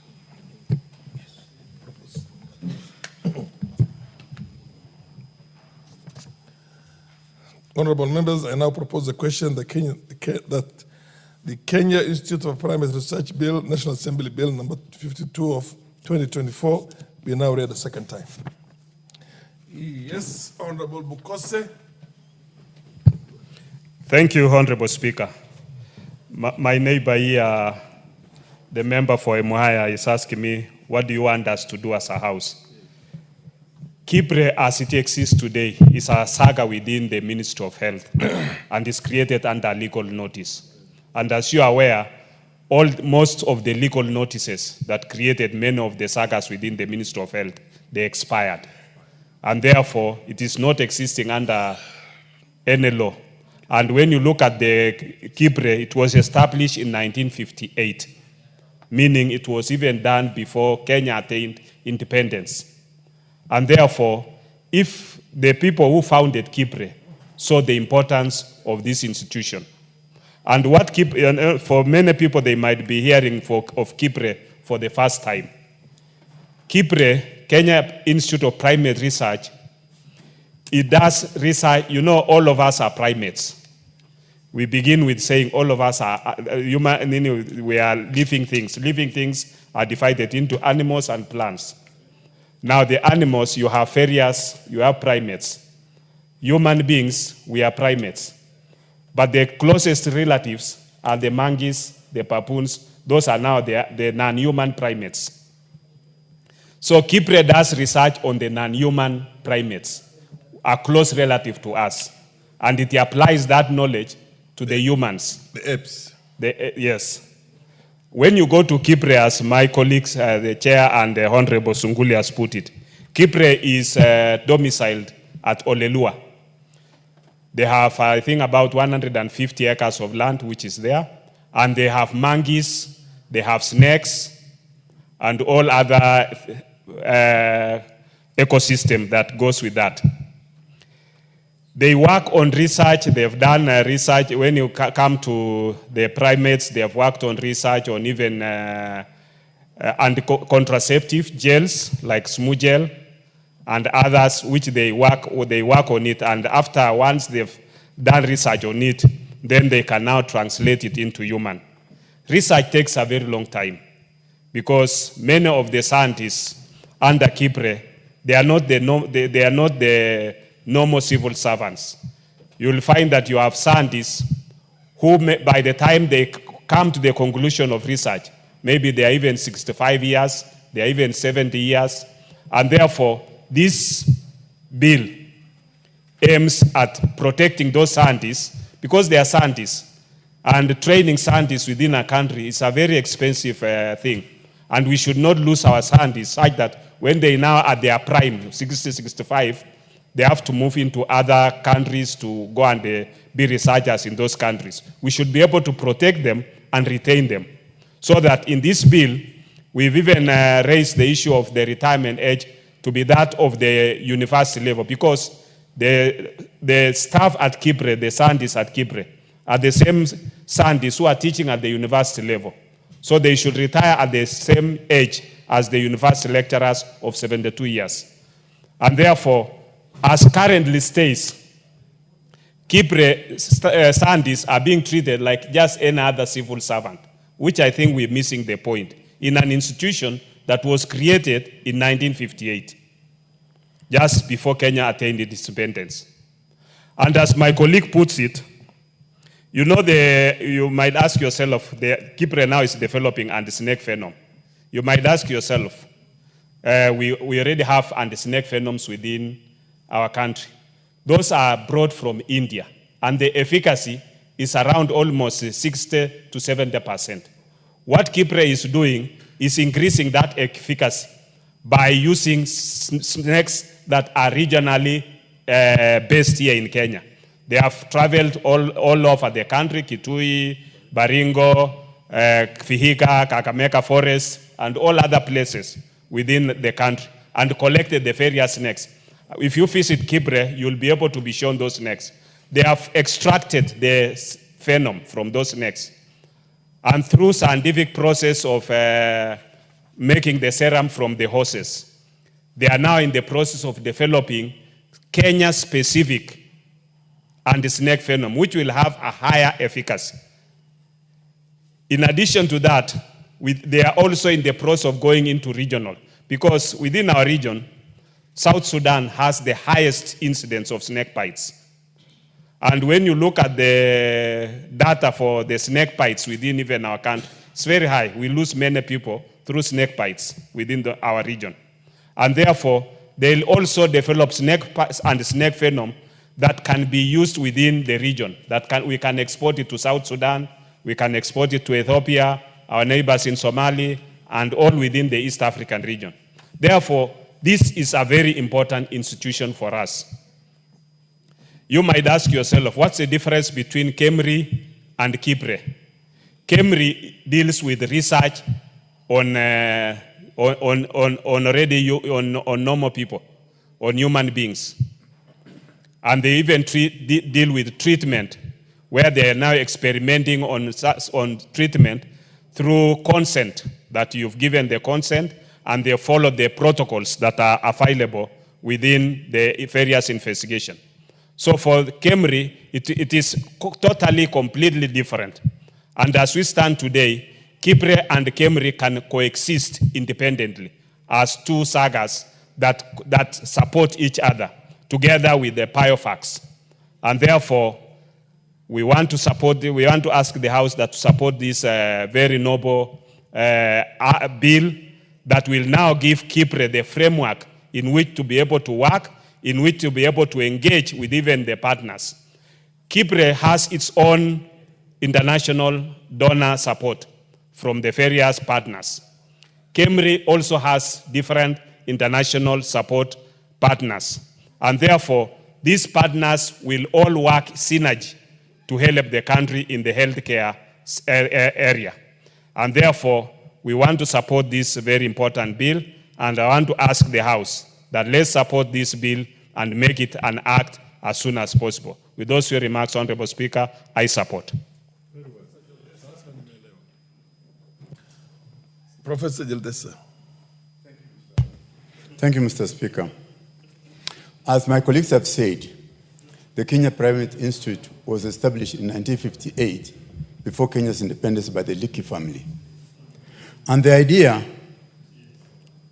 the original objective was to study non-human primates so as to understand the behavior of these animals and translate that into human behavior and reproductive system.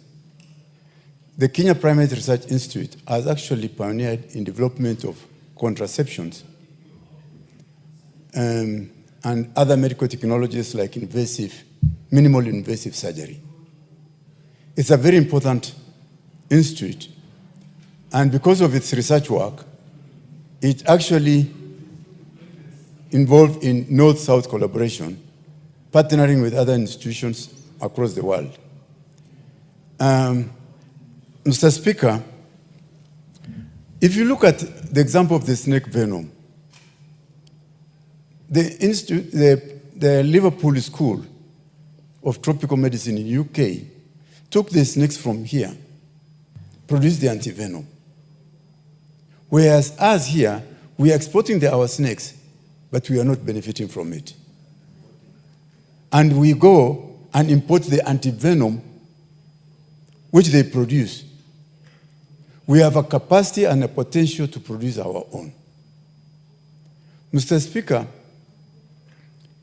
we have a great opportunity to partner with other centers. Like there's the Serum and Vaccine Center in India. There's another center in Costa Rica and the UK one. We shall be a prime center in Africa. Actually, this center, that institute, if nurtured, can produce the best materials for both learning, teaching, and export for this region. It cannot be existing under the legal notice, which can be revoked anytime by the cabinet minister. It's for that reason that the health committee felt that it must be established under an act of parliament, giving it security of tenure, and having the security of tenure, it will be stable and be able to do the work that it is meant to do. With those few remarks, Mr. Speaker, I support that, and I beg the House to support the committee decision in establishing or enacting this thing in the Center and Primate Research Institute and the Parliament Act of Parliament. Thank you, Mr. Speaker. From the look of things, there doesn't seem to be a lot of interest. The Honorable MP for Emuhaya, Omboko. Thank you, Honorable Speaker. Indeed, like one of the authorities from the health department and did speak on this, many people and many Kenyans may hear about Kipre for the first time. And given that Kipre itself was domiciled in the museums under Leakey during the days of Leakey, it means that it's an institute, though all established in 1958, was regarded as only for historical purposes, and possibly that's why originally it was domiciled under museums. And possibly the hangover of association of primates with history and things to do with museums made it the people or the authorities that were there to domicile the same at the museums. But like very well moved by Daktari, that this is an institution that is actually doing research. And it's dealing with primates who are very close relatives of humans. And it's believed that everything that happens within the primates is likely to affect the humans. And concurrently, there are many diseases that cut across between the primates and the humans. The great fear story and tells that even the HIV/AIDS was a primates-related disease, which later got to humans. I think this is a business that Kipre should be dealing with very, very clinically. And now we have the modern diseases like COVID, which we suffered, and we don't know if it's also affecting the primates. And therefore, it's an important institution given that background. I also would wish to indicate that having domiciled this Kipre, maybe you'll inform me later. Not now. But at the end here, I will want to hear from him because he is a senior in this area. Now, having domiciled this thing in the Ministry of Health and Kipre operating at a level of a legal notice or legal notice, that's a very low level of law. Because I know in the hierarchy of law, we would then have a regulation which is even much better. But then the acts would be better. So if we are elevating it to the level of an act, that would be strong. It wouldn't fix it in the operations and make it independent to operate in its own structure. And that would allow the scientists there to operate. Further, we've heard that the scientists there are being treated as civil servants who must retire at the ordinary age of 60. And we know that researchers, scientists, special researchers, actually realize their acme and apogee as age goes. That apogee is likely to be realized at the age of 65 going to 70. And therefore, they are proposing that we allow them to retire the same age as the university lecturers and other people in the field of research and teaching. And therefore, this is a good law. In the third reading, we should be able to look at the other clauses that concern how it has been made in terms of who will lead it, number of staffs, and every other thing in the structure so that we can compete to make the law strong moving forward. And therefore, Honorable Speaker, I want to support this bill so that Kipre may stand alone and do work that will help not only in the snow snake venom development, but also to do a test. Do you still wish to be informed by Professor? Because once you conclude, then he cannot be on a point of information. Let me be informed. Yes, proceed. Bukosi, and what's your point of information? Thank you, Honorable Speaker. Honorable Speaker, you know, Honorable Omboko Milemba said he doesn't know whether Kipre was involved even in the management of COVID. What I wanted to inform him is that in the investigation for COVID, Kipre is actually a key partner. And even today, in any viral investigations, they have the equipment and the knowledge and the capacity to do any investigation of any hemorrhagic diseases. Great. Fair enough. Continue, conclude now. Great, that is very positive, and that's what I wanted to hear. That enhances our capacities and the capacities of those who are listening to us. I believe Kipre is operating as, you know, when we have what was called experiments in teaching, we always have the other experiment that tests this otherwise. So Kemri would be doing on humans, and Kipre would be doing the test experiment. And therefore, I think this is a very good law, and therefore I support. From the look of things, there doesn't seem to be a lot of interest beyond. Beyond that, I now call upon the chair to reply. Mikal, Professor. Thank you, Mr. Speaker. Let me start by appreciating and thanking my colleagues for the contributions they have made. Emphasis has been made on important areas like the issue of zoonotics. Those are, we have to then, when we're going to come to the committee of the whole House, what amendments we need to do to take those into consideration. Again, in areas of collaboration, we have had specific areas, India, Costa Rica, and even in London. The way to attract donors, again, when we look at it, we may see how we fashion amendments so that donors can find it easy to work with us. The retirement of researchers is an extremely important area because people go home early and try to do things while we use the knowledge that they've gathered over many years. And the issue of epidemics and pandemics is extremely important. And again, we will see how when we have our own research instruments, actually we become extremely important in the international arena. Many times, when we have sick people, samples are taken, their blood is taken to other countries, and then it's used for research. Then the products come to us. Now, when we have our own, those are things we can use locally. With that, Mr. Speaker, I thank everybody and I beg to reply. Fair enough. We will put the question at an appropriate time, appropriate date or time in the future.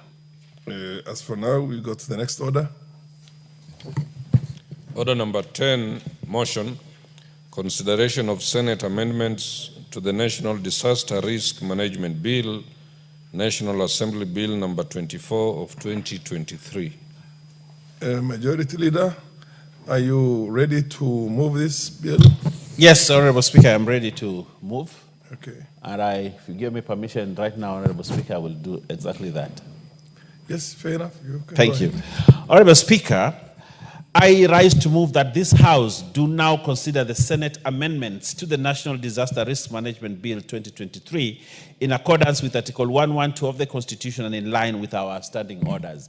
Honorable Speaker, this bill, the House will recall that on the 27th of March 2024, we passed this landmark bill with the aim of establishing a coordinated and sustainable framework for disaster risk management across the country, Honorable Speaker.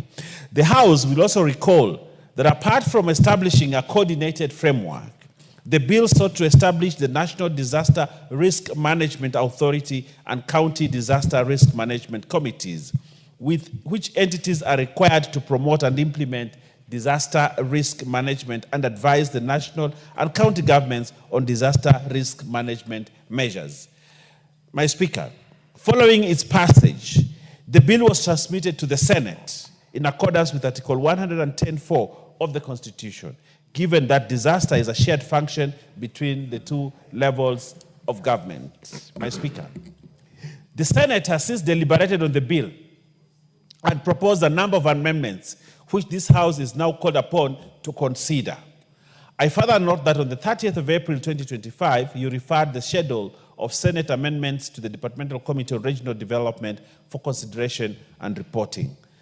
Honorable Speaker, allow me to sincerely thank the chairperson and members of the committee for their dedication and hard work in reviewing the Senate's proposal and preparing a comprehensive report to guide this House in the deliberations. Honorable Speaker, I have reviewed the committee's reports and noted that the Senate proposed amendments, and this is where the rubber meets the road, Honorable Speaker. So the Senate has proposed amendments to clauses 2, 3, 4, 6, 7, 9, 10, 27, 28, 29, 32, and 52 of the bill.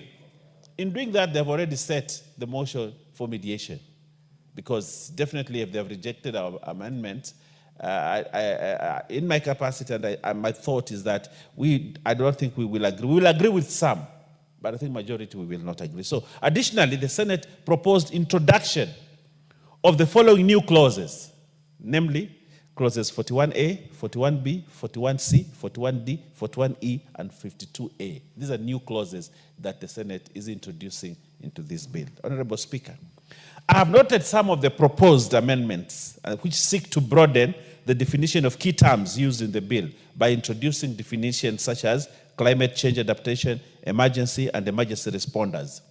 In addition to expanding the interpretive scope of the bill, these definitions actually enhance operational clarity and ensure a more comprehensive understanding of the disaster framework, which we have no problem with, Honorable Speaker. But there are new clauses that are being introduced already in a bill that was already passed by the National Assembly. That's setting the stage for mediation, Honorable Speaker. Honorable Speaker, the Senate also proposed the inclusion of an additional object of the Act. So they're expanding the objects of the Act. Specifically, I note that the Senate recommended that, among other objectives, the bill should also provide for appropriate and dignified assistance to victims and casualties of disaster.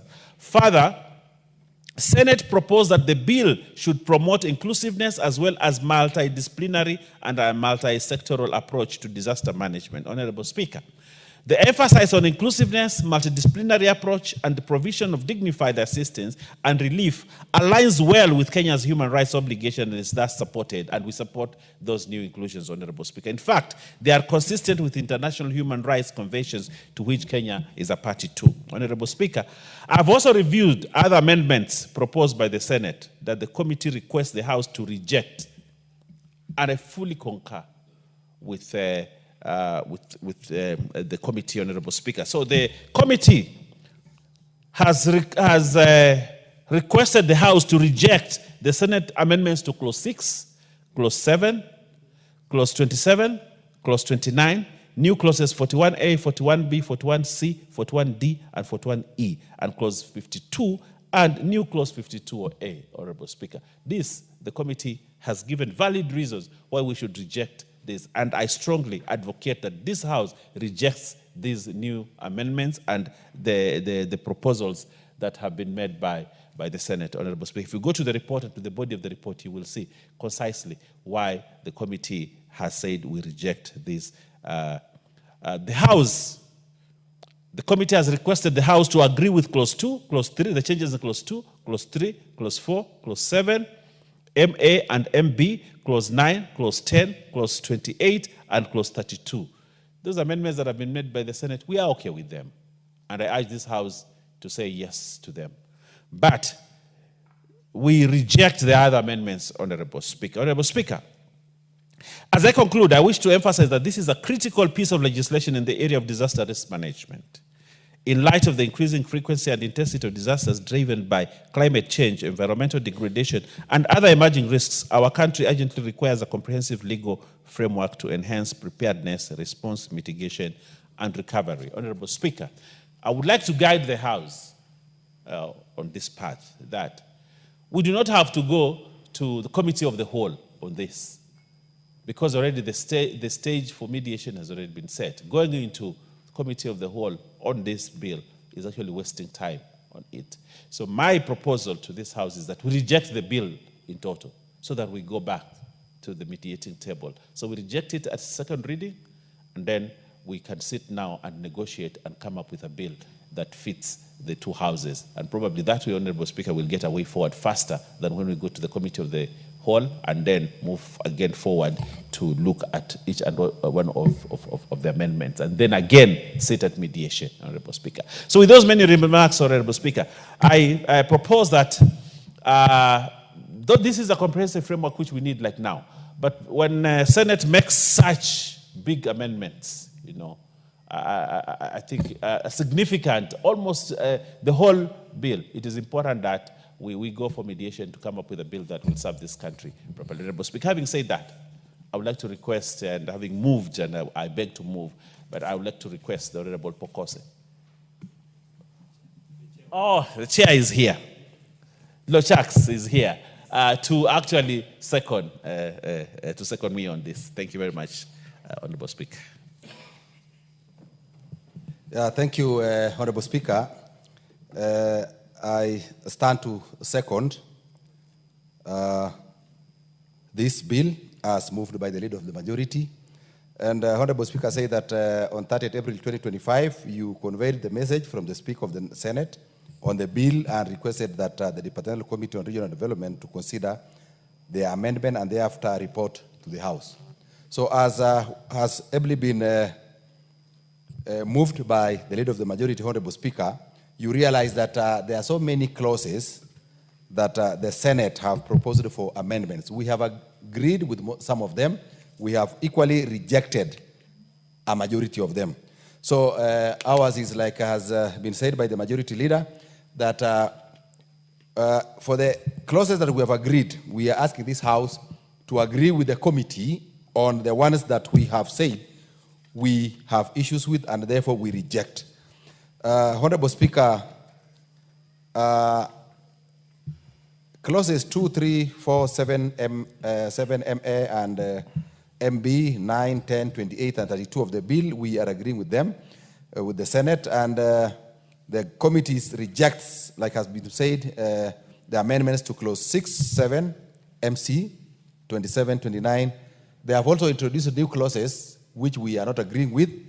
That is clause 41, A, 41B, 41C, 41D, 41E, 52, and a new clause 52A. Now, Honorable Speaker, I stand to second what has been moved and appreciate the committee, the leader of majority, and the members, as well as your office, the Speaker and the Clerk, for giving us support, both technical and logistical, in the consideration of this bill. So therefore, Honorable Speaker,